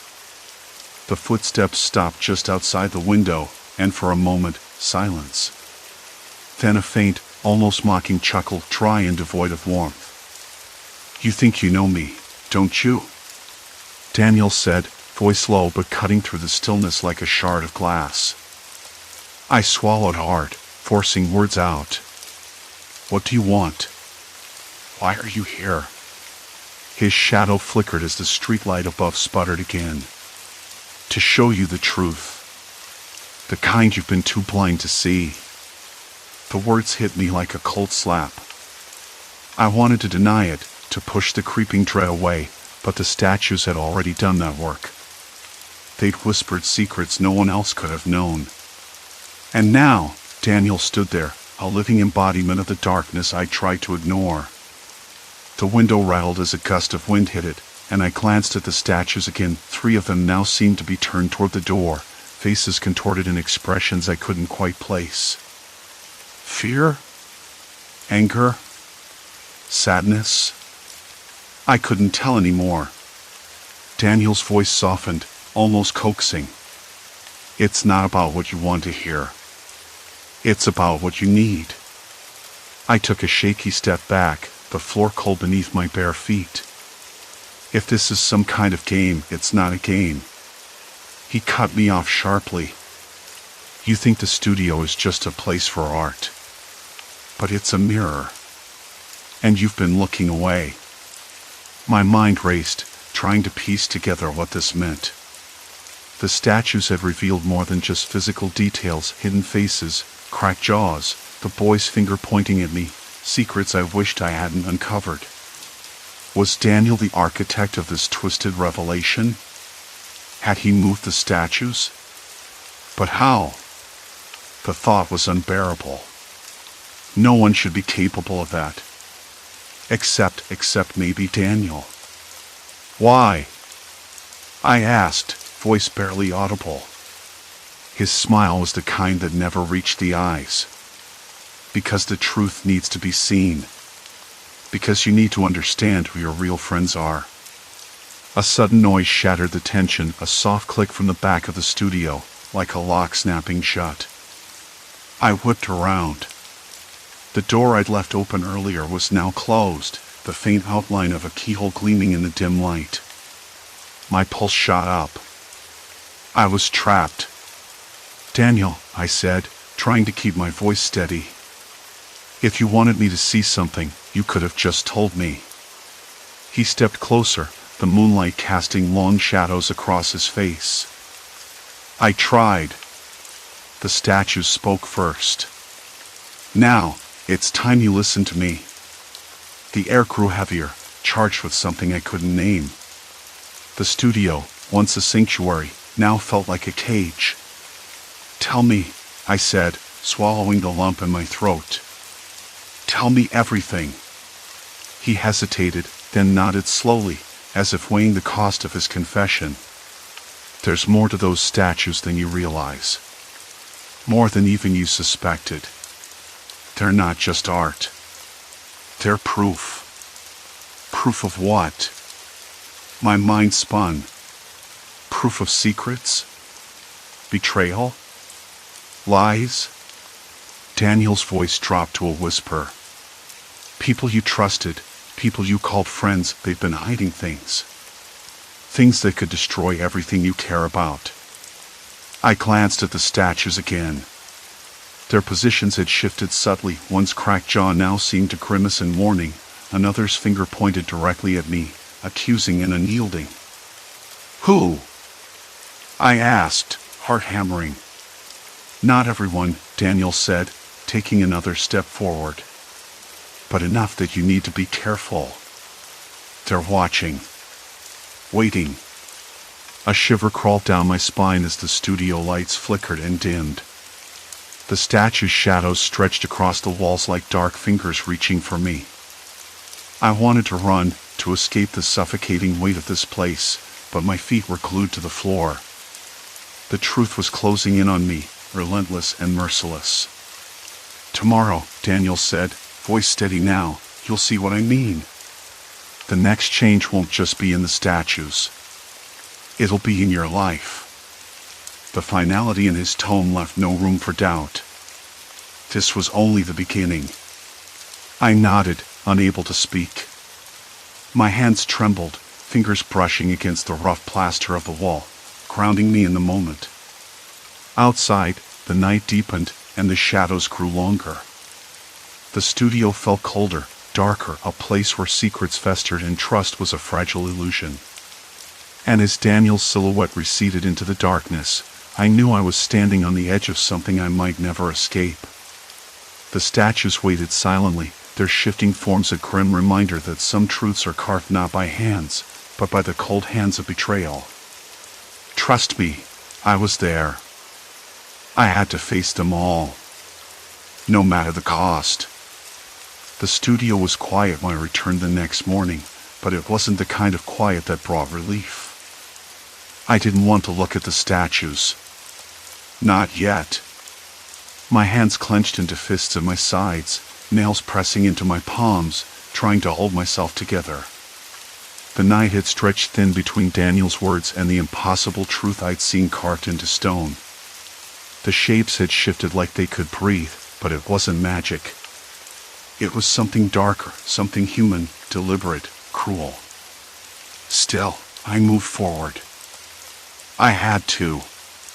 The floor was cold beneath my bare feet, the rough wood planks groaning softly as I stepped deeper into the room. My eyes fell on the first statue, the one that had changed the most overnight. Its face was no longer smooth and serene.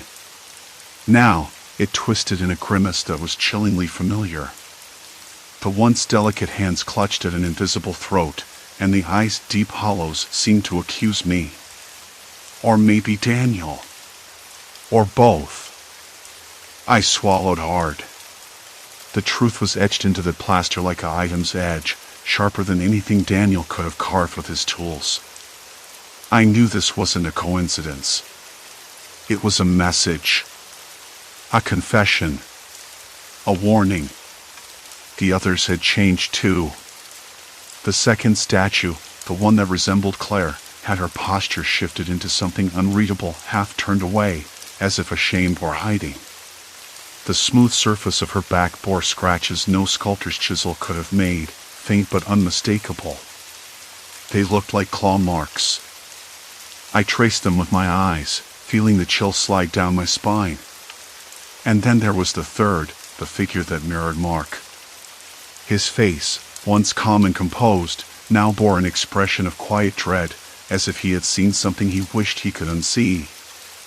The fingers of his hand, though frozen in stone, seemed to curl into a fist. I could almost hear the tension humming beneath the cold plaster. Daniel's promise echoed in my mind, the next change won't just be in the statues. It'll be in your life. I wondered if I wanted to know what that meant. My stomach twisted, and I fought the urge to turn and bolt out of the studio. But something tethered me here. Maybe it was guilt. Or curiosity. Or the desperate hope that I could fix whatever had gone wrong. I sat down on the splintered bench near the window, rubbing my temples. The dust motes danced in the sunlight like tiny ghosts. Above the distant hum of the city, I caught the faint sound of a dog barking, sharp, urgent. It reminded me that life went on outside these walls, indifferent to the unraveling of my world. When Daniel arrived later that morning, he didn't bother with pleasantries. His eyes were dark, tired, but resolute. "You saw," he said simply. I nodded. My voice caught somewhere between my throat and the floor. "How? How did you do this?"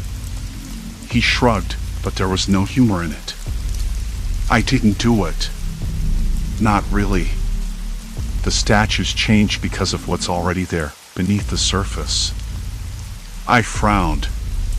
"What do you mean?"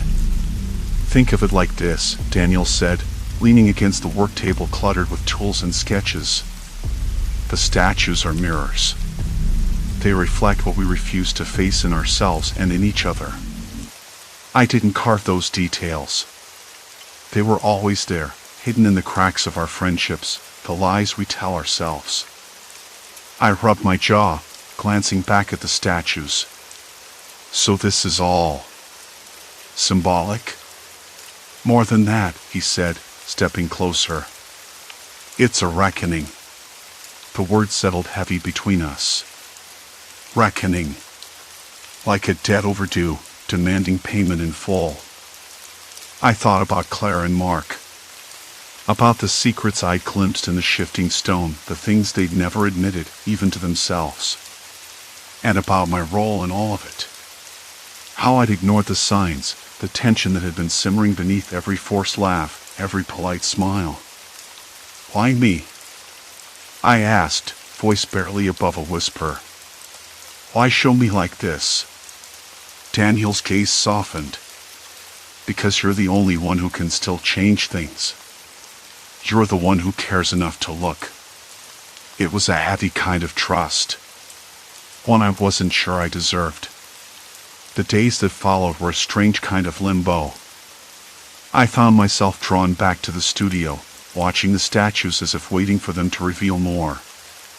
They didn't move again, not physically, but their presence shifted something inside me.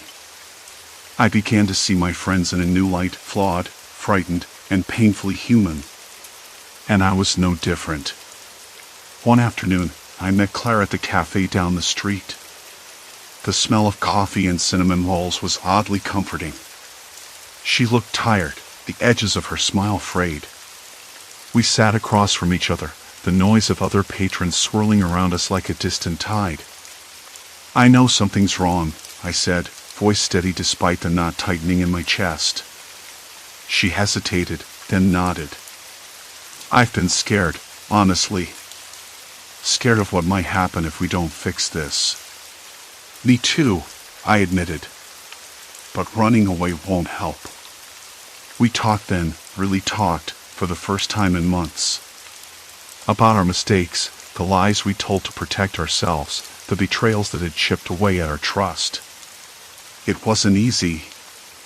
There were tears, awkward silences, moments when I wanted to just walk away and pretend none of this mattered. But we didn't. We stayed.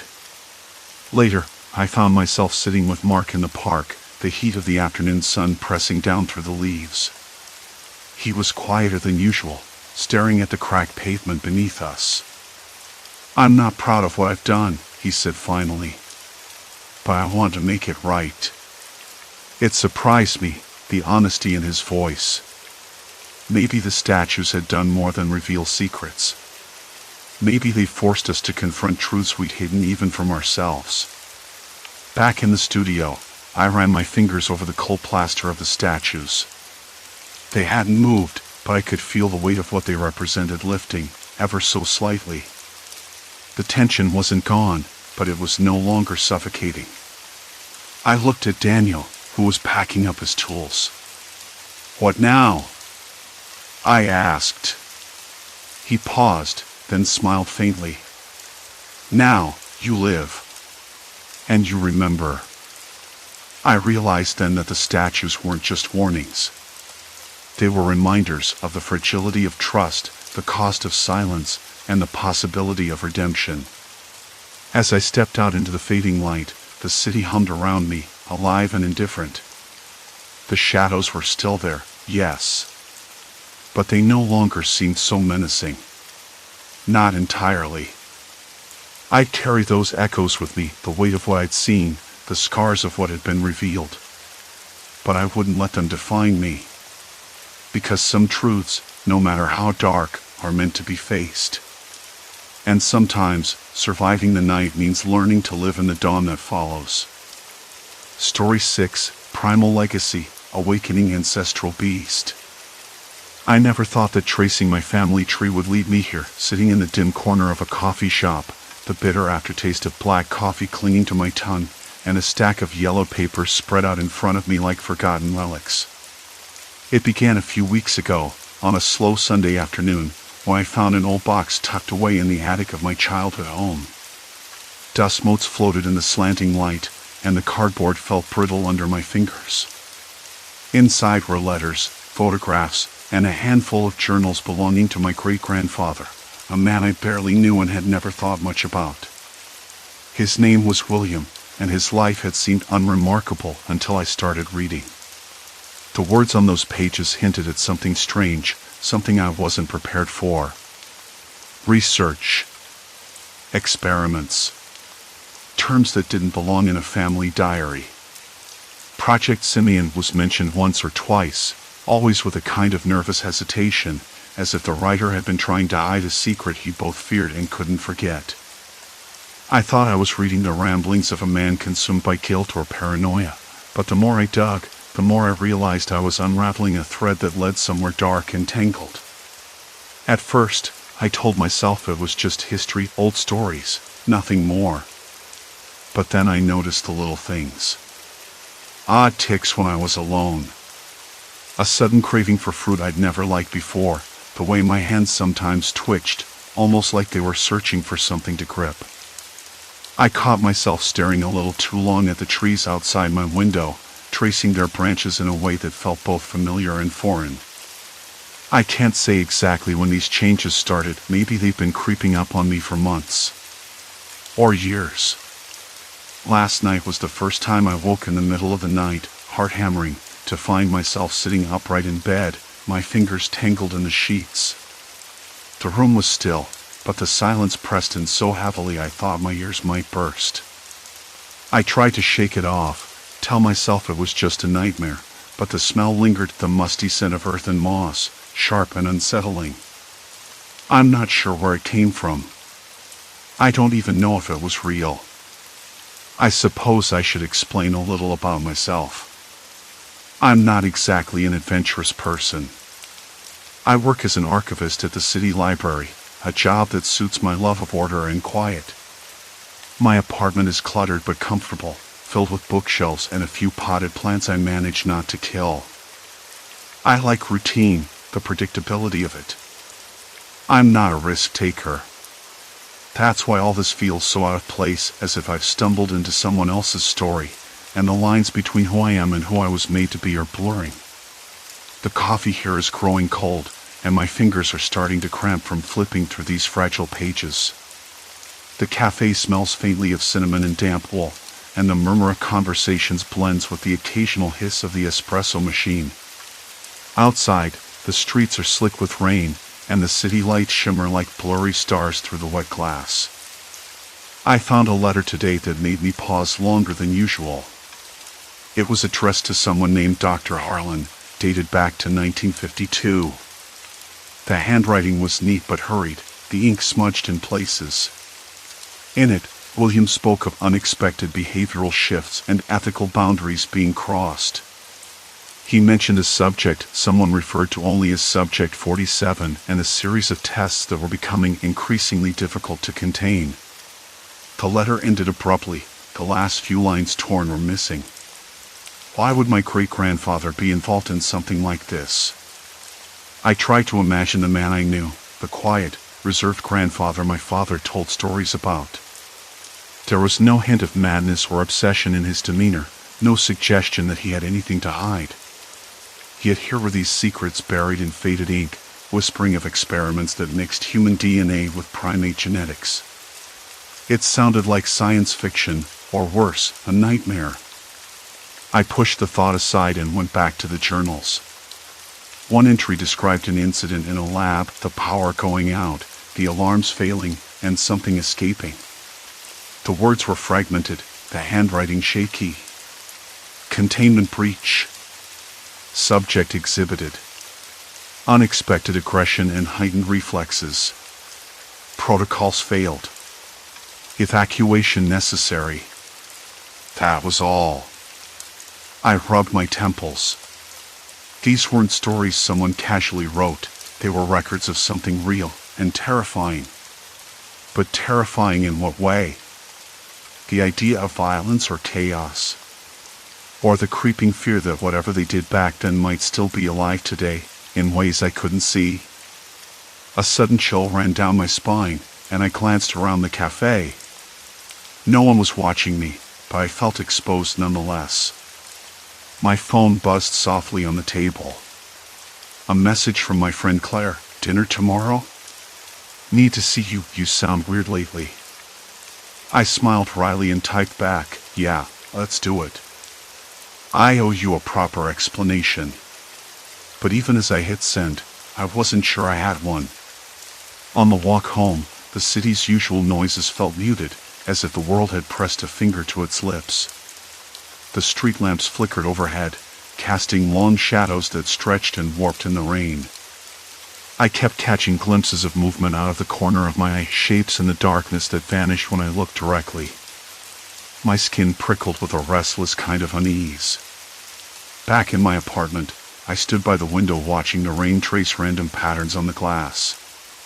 My hands itched again, this time as if they wanted to grip the frame. I caught myself flexing my fingers, curling them into fists and releasing, over and over. The sensation was faint but persistent, like a low hum vibrating just beneath the surface. I tried to tell myself it was nothing more than stress or imagination. But the truth was harder to swallow. I had started something I couldn't stop, unraveling a past that refused to stay buried. And somewhere deep inside, I feared that the legacy of those experiments wasn't just a historical footnote, it was alive, tucked inside my own DNA, shaping me in ways I couldn't yet understand. I don't know how far this goes, or what I'll find if I keep digging. But I can't stop now. There's a weight in my chest, a pressure that feels like it's building, waiting to break loose. Outside, a dog barked in the distance, sharp and sudden, breaking the quiet. I turned away from the window and sat down at my desk, the paper spread before me like the first piece of a puzzle I wasn't sure I wanted to solve. The rain slowed. Silence. Complete silence. And then, a small, almost imperceptible noise from the hallway, a faint scratching, like nails on wood. I froze, listening. The sound stopped. Maybe it was nothing. Maybe it was just my mind playing tricks. But the air in the room, with its faint smell of dust and decay, had shifted. The calm was over. The rain had finally stopped, but the air still hung heavy with dampness, the kind that seeps into your bones and makes the skin crawl. I sat back in my chair, the creak of its joints sounding far too loud in the quiet room. My fingers twitched again, curling and uncurling like before, a subtle reminder that whatever was stirring inside me wasn't going to be ignored. I told myself to focus, there were facts to gather, patterns to trace, and a legacy to unravel. The next morning, sunlight filtered weakly through the blinds, casting thin stripes across the cluttered desk. I woke with a dry mouth and a lingering taste of metal, like licking coins. That sensation, odd and unplaceable, made me pause. Was it just dehydration, or something else?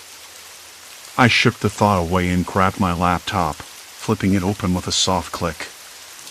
I'd spent the previous night buried in old family letters, faded photographs, and cryptic notes tucked inside brittle envelopes. My great-grandfather's name kept coming up, always paired with a strange code, Project Simeon. The more I searched, the more questions piled up. Why had none of my relatives ever mentioned this? What was this program, and why was it so secretive? I started by cross-referencing the names and dates with public records. Nothing obvious popped up, but then I stumbled on an obscure mention in a declassified government database, half buried in a list of Cold War-era scientific experiments. Project Simeon, Genetic Hybridization Research, 1952 to 1961. The wording was clinical and detached, but the implications were anything but. I jotted down every detail, my hand trembling slightly as the pieces began to fit together. Somewhere in the past, my family hadn't just been ordinary people. They'd been involved in something much darker, something that blurred the lines between human and, well, primate. The thought made my stomach twist, a triache spreading low and wide. I needed more. So I called my Aunt, Eleanor. She was the oldest living relative I could reach, and I hoped she might have some insight. "Eleanor, it's me," I said when she answered, voice cautious but steady. "I've been looking into the family history. Do you know anything about Project Simeon?" There was a long pause on the other end. Then she sighed, sharp and brittle. "I thought that was all buried," she said finally. "Some things are better left forgotten. Your grandfather never spoke of it, and I don't plan to either." Her words felt like a door slamming shut in my face, but I pushed back. I have to know. Please. Even just a little. She hesitated again. Fine. But not now. I'll send you some documents I've kept hidden away. They're old, and not exactly flattering. The line went dead before I could respond. Still, it was something, a crack in the wall. Waiting for her package, I tried to keep busy. I checked my notes, reviewed the files I'd scanned, even started mapping the family tree on the wall, connecting names and dates with red string. The room felt colder than before, or maybe it was just me. Every so often, I caught myself staring out the window, watching shadows move just beyond the glass. The silence wasn't peaceful anymore. It was waiting. That afternoon, the mail arrived, a thin envelope, yellowed and fragile. Inside were grainy photos of a lab, scientists in white coats, papers covered in handwritten notes. One photo showed a man who looked like my great-grandfather standing beside a large cage, a figure inside that was hard to make out. The edges of the image were smudged, but the shape, it wasn't human.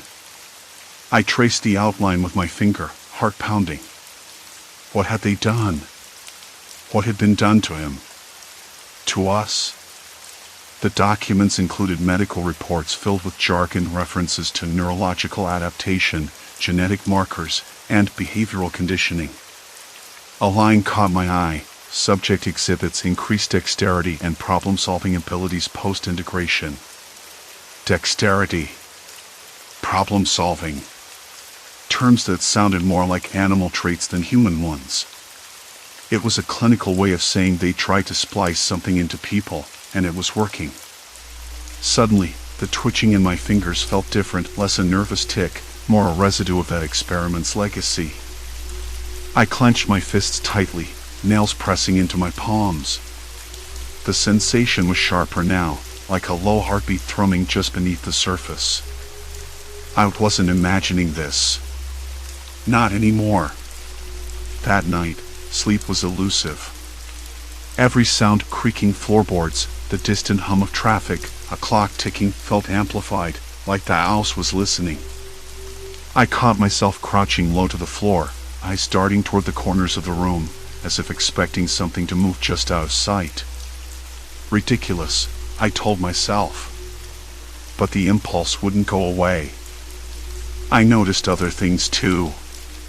My sense of smell seemed heightened. I could pick up the faint scent of mildew in the air, the bitter tang of rain-soaked asphalt outside, even the subtle musk of the old leather on my chair. At one point, I found myself pacing in tight circles, a restless energy I hadn't had before. The shadows in the hallway looked deeper, almost tangible. I tried talking to my reflection in the mirror, half joking, "What's happening to me?" The face staring back looked familiar and strange all at once, eyes too sharp, a jaw set too rigid. The next morning, Eleanor's second package arrived. This time, a thick binder stuffed with more documents, and a small, folded note in shaky handwriting, "Be careful who you trust. Not everyone wants the truth to come out." That line echoed in my mind long after I closed the door behind the delivery person. Who wouldn't want the truth to be buried? I had no illusions about what I was stirring up. There were people, descendants, collaborators, maybe even strangers who'd go to lengths to keep this quiet. I flipped through the binder. There were correspondences between scientists, government officials, and shadowy corporate entities. The language was cold, calculated, but underneath it, I sensed something urgent, desperate even. A concern about containment and unforeseen consequences. The phrase genetic drift appeared repeatedly, a hint that the experiment's effects might be spreading beyond initial subjects. I read a passage aloud to myself. Subject 12 exhibits increased aggression and territorial behavior. The house whispered secrets through its cracked walls, each creak a thread pulling me deeper into a past I never wanted to uncover. Is that me? The words felt absurd spoken aloud, yet the idea gnawed at me. Was I becoming something else?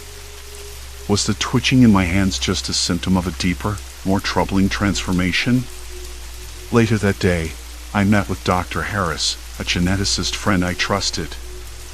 I showed her some of the documents. She frowned, adjusting her glasses.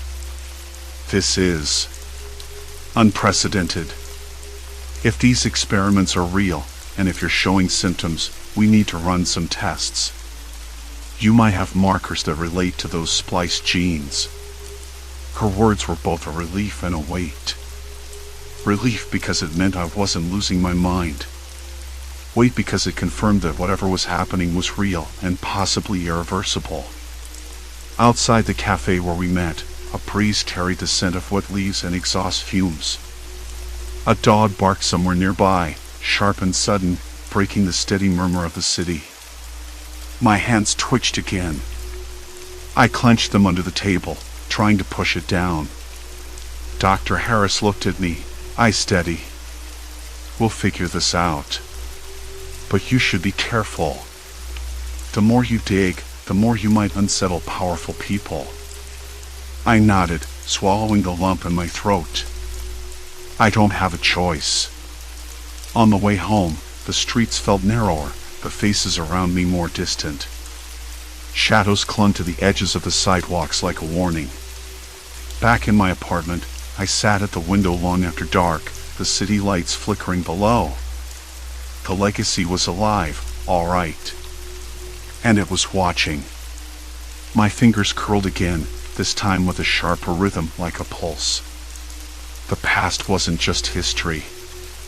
It was a storm gathering inside me, and I could feel the first raindrops beginning to fall. The air in my apartment had thickened, the quiet punctuated only by the occasional hum of the refrigerator and the distant bark of a dog somewhere down the street. I sat back on the couch, the binder heavy in my lap, its pages rustling faintly as I shifted. The note's warning, "Be careful who you trust," echoed louder now, sharper, like a cracked bell in a silent room. Whoever had sent it knew something, maybe more than I did, and that unnerved me far more than the documents I'd already buried my nose in.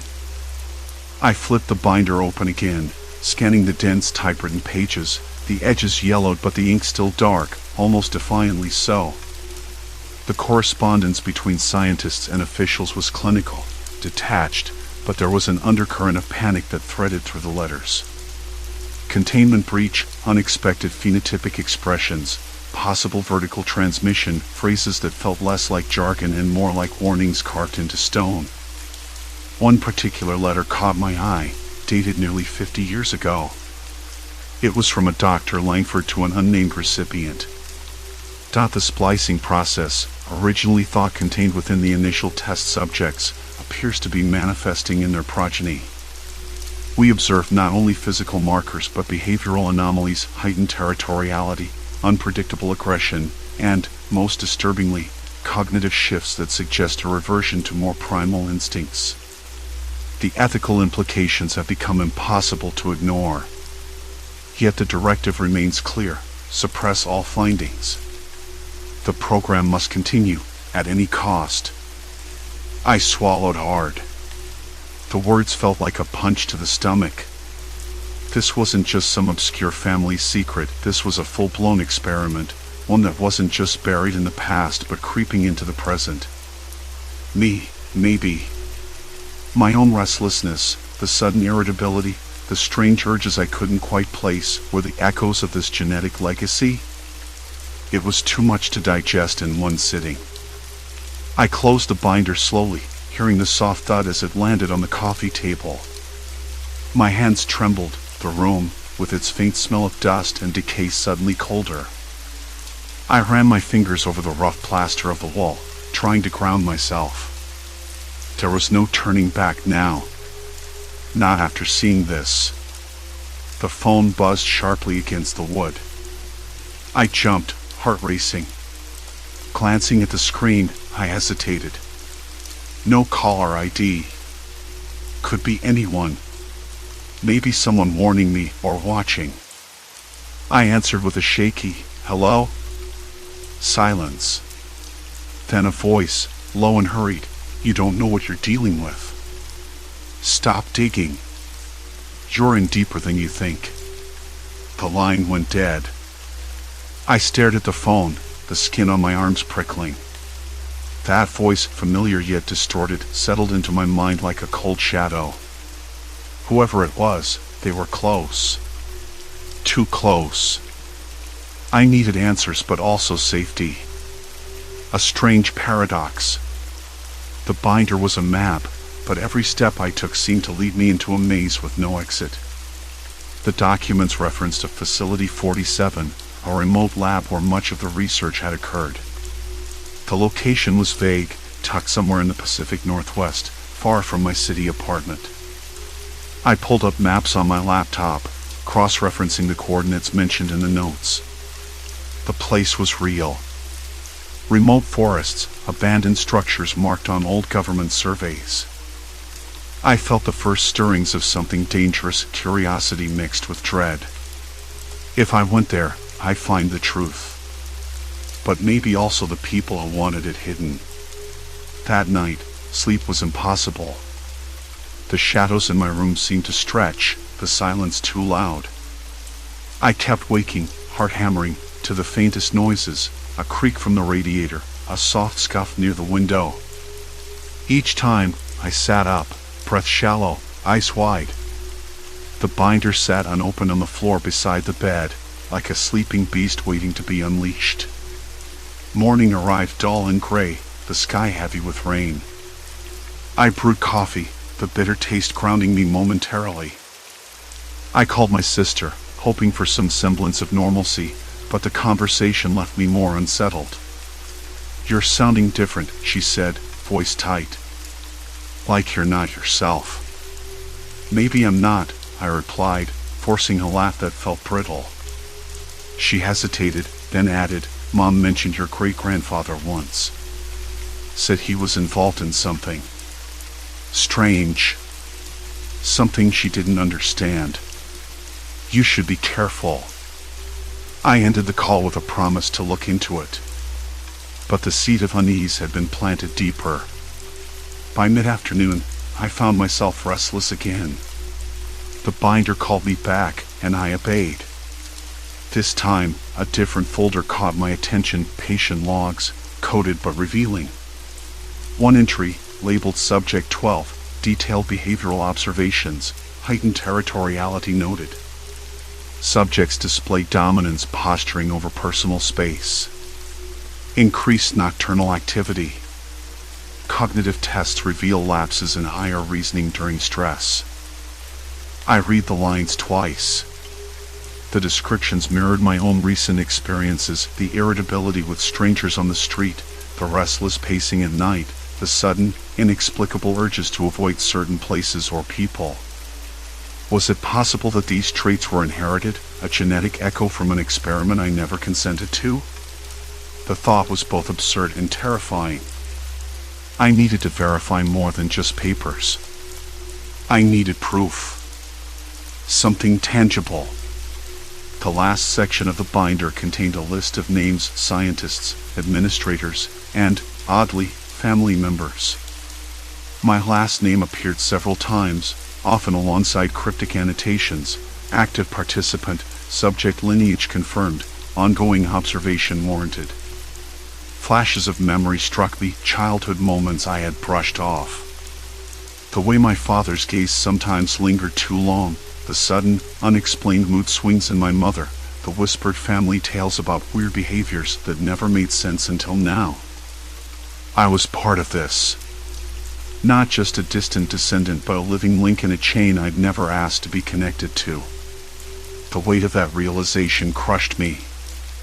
I closed the binder, hands clammy. I had crossed a line. There was no retreat. The truth was out, and now so were those shadowy figures watching, waiting. Then a sharp knock at the door jolted me upright. I wasn't expecting anyone. Heart thudding, I approached cautiously, peering through the peephole. No one. Just the empty hallway, dim and silent. I opened the door a crack. Nothing. but on the threshold lay a small envelope, sealed with a plain red sticker. No name. No indication of sender. Inside, a single sheet of paper. You're closer than you think. Meet me at the old mill, midnight. Come alone. I stared at the note, the room, with its faint smell of dust and decay suddenly stifling, the shadows pressing in. The old mill was a derelict site I'd passed a dozen times on my weekend hikes, a place rumored to be dangerous, abandoned for decades. It was a trap. I knew it, but I couldn't ignore it. Not now. I folded the note slowly, tucking it into my jacket pocket as a low hum of resolve settled over me. This was no longer just a family mystery. It was a test. A challenge. A point of no return. The truth was out in the dark, waiting. And I was going to find it, no matter the cost. The dim light in the study flickered again, like a nervous pulse. I sat back in the creaky chair, the binder open on the warped wooden desk, the pages spread like some grotesque family portrait. The clock ticked loud in the stillness, every second dragging the weight of what I'd uncovered deeper into my chest. The subject 12 notes were playing on repeat in my mind: territoriality, dominance posturing, nocturnal activity, cognitive lapses. Those weren't just clinical terms. They were a mirror. A reflection of something crawling beneath my own skin.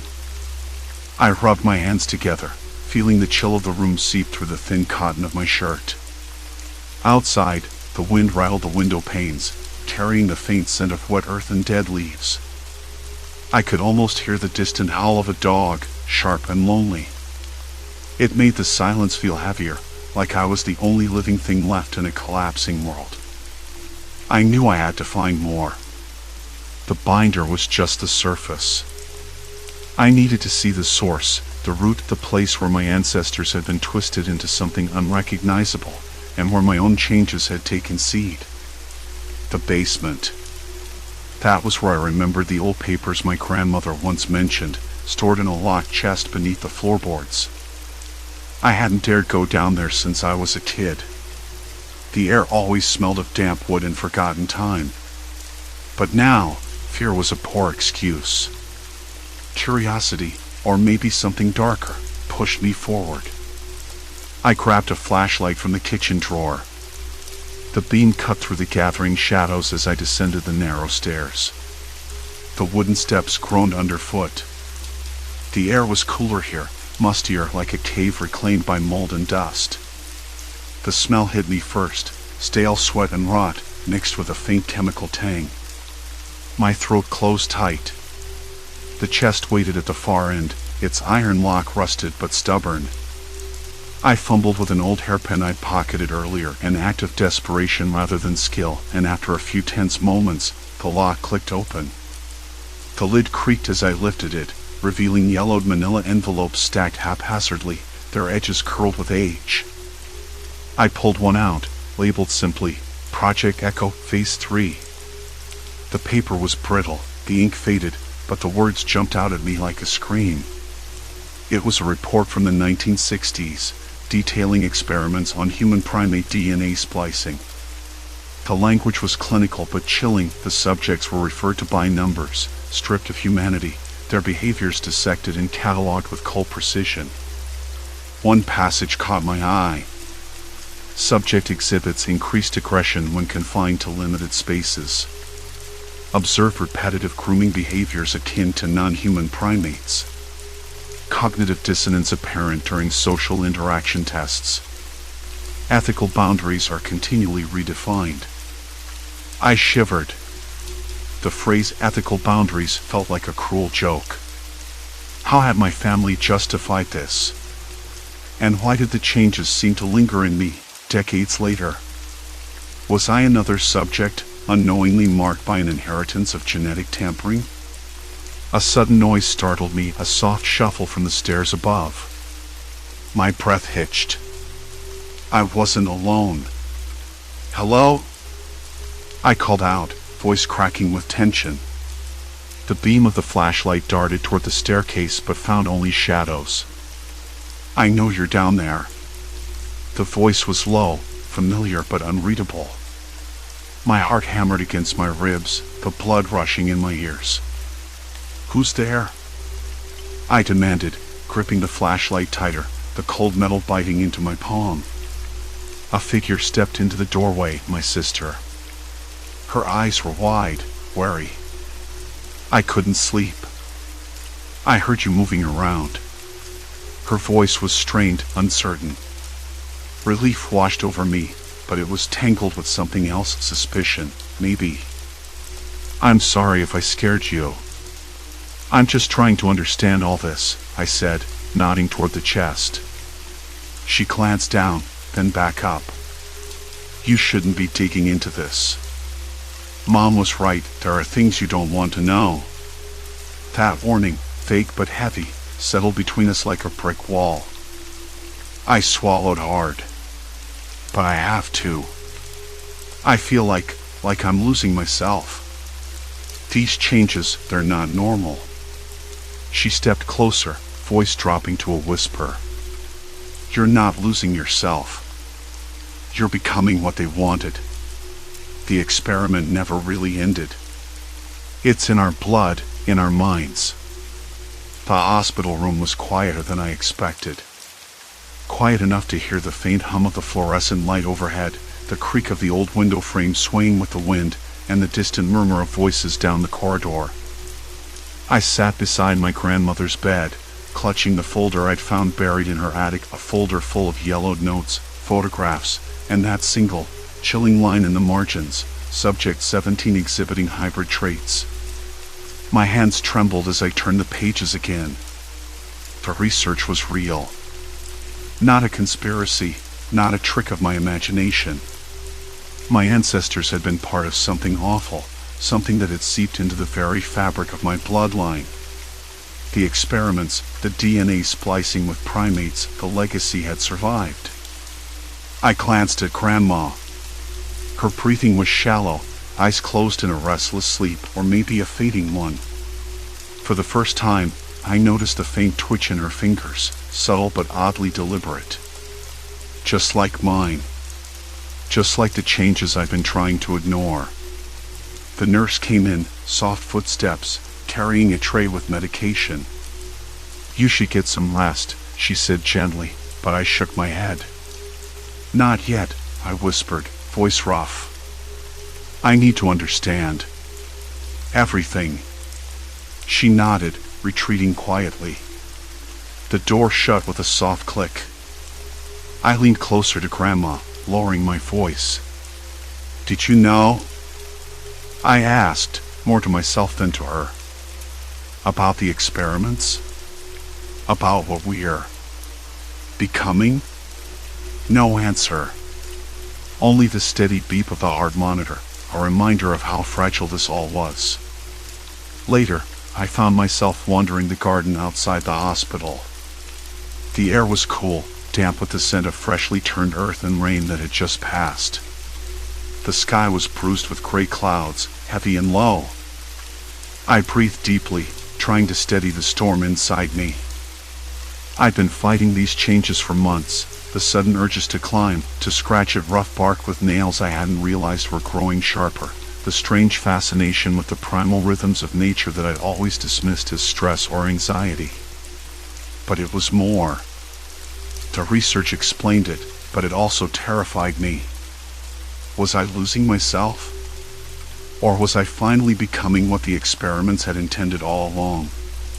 "Hey," a voice interrupted my thoughts. I turned to see the hospital's groundskeeper, an older man named Harold, with a crooked smile and a weathered face. "You look like you could use a break."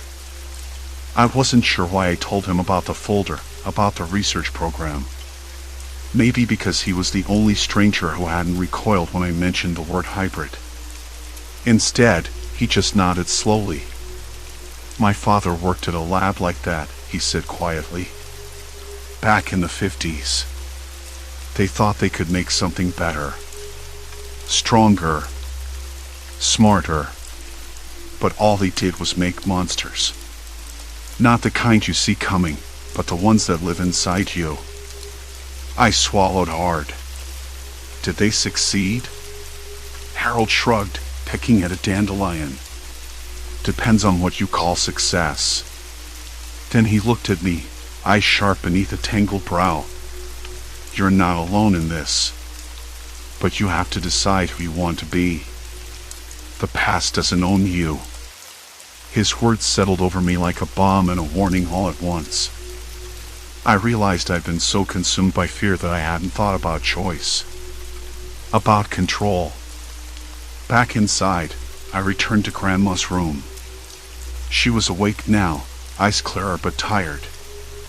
I sat down beside her, took her hand in mine. It was rougher than I remembered, the skin papery thin but warm. Grandma, I said softly, I found the documents. The experiments. I know what they did. She smiled faintly, a flicker of something fierce in her gaze. I hoped you wouldn't find out this way, she said, voice barely above a whisper. But it's better you know. Why didn't you tell me before? She sighed, a sound like the wind through dry leaves. Because I wanted to protect you.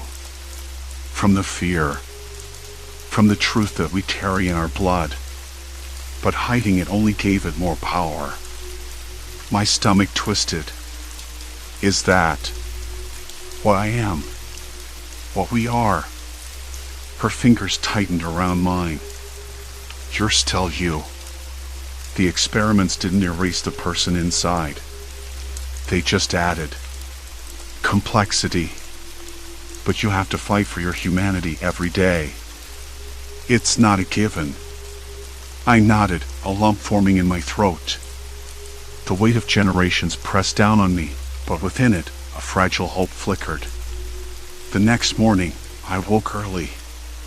The changes hadn't disappeared, but they felt different now, not like a curse, but a challenge. I stepped outside, the cold air biting in my cheeks, and looked up at the bare branches scratching the sky. For once, I didn't want to run from the restlessness inside me. Instead, I sat beneath the largest tree in Grandma's garden, its bark rough against my back, and let the wind carry away the last shreds of doubt. I wasn't just a victim of dark science or a twisted past. I was a link in a chain, broken, yes, but not beyond repair. The legacy didn't have to define me. I could choose to be better. A small bird landed nearby, its feathers ruffled by the breeze. It tilted its head, watching me with bright, curious eyes. I smiled, the sound of my breath steady and sure. Whatever came next, I wouldn't face it alone. I had the truth now.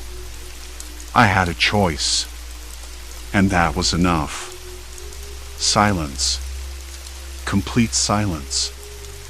Then, finally, peace.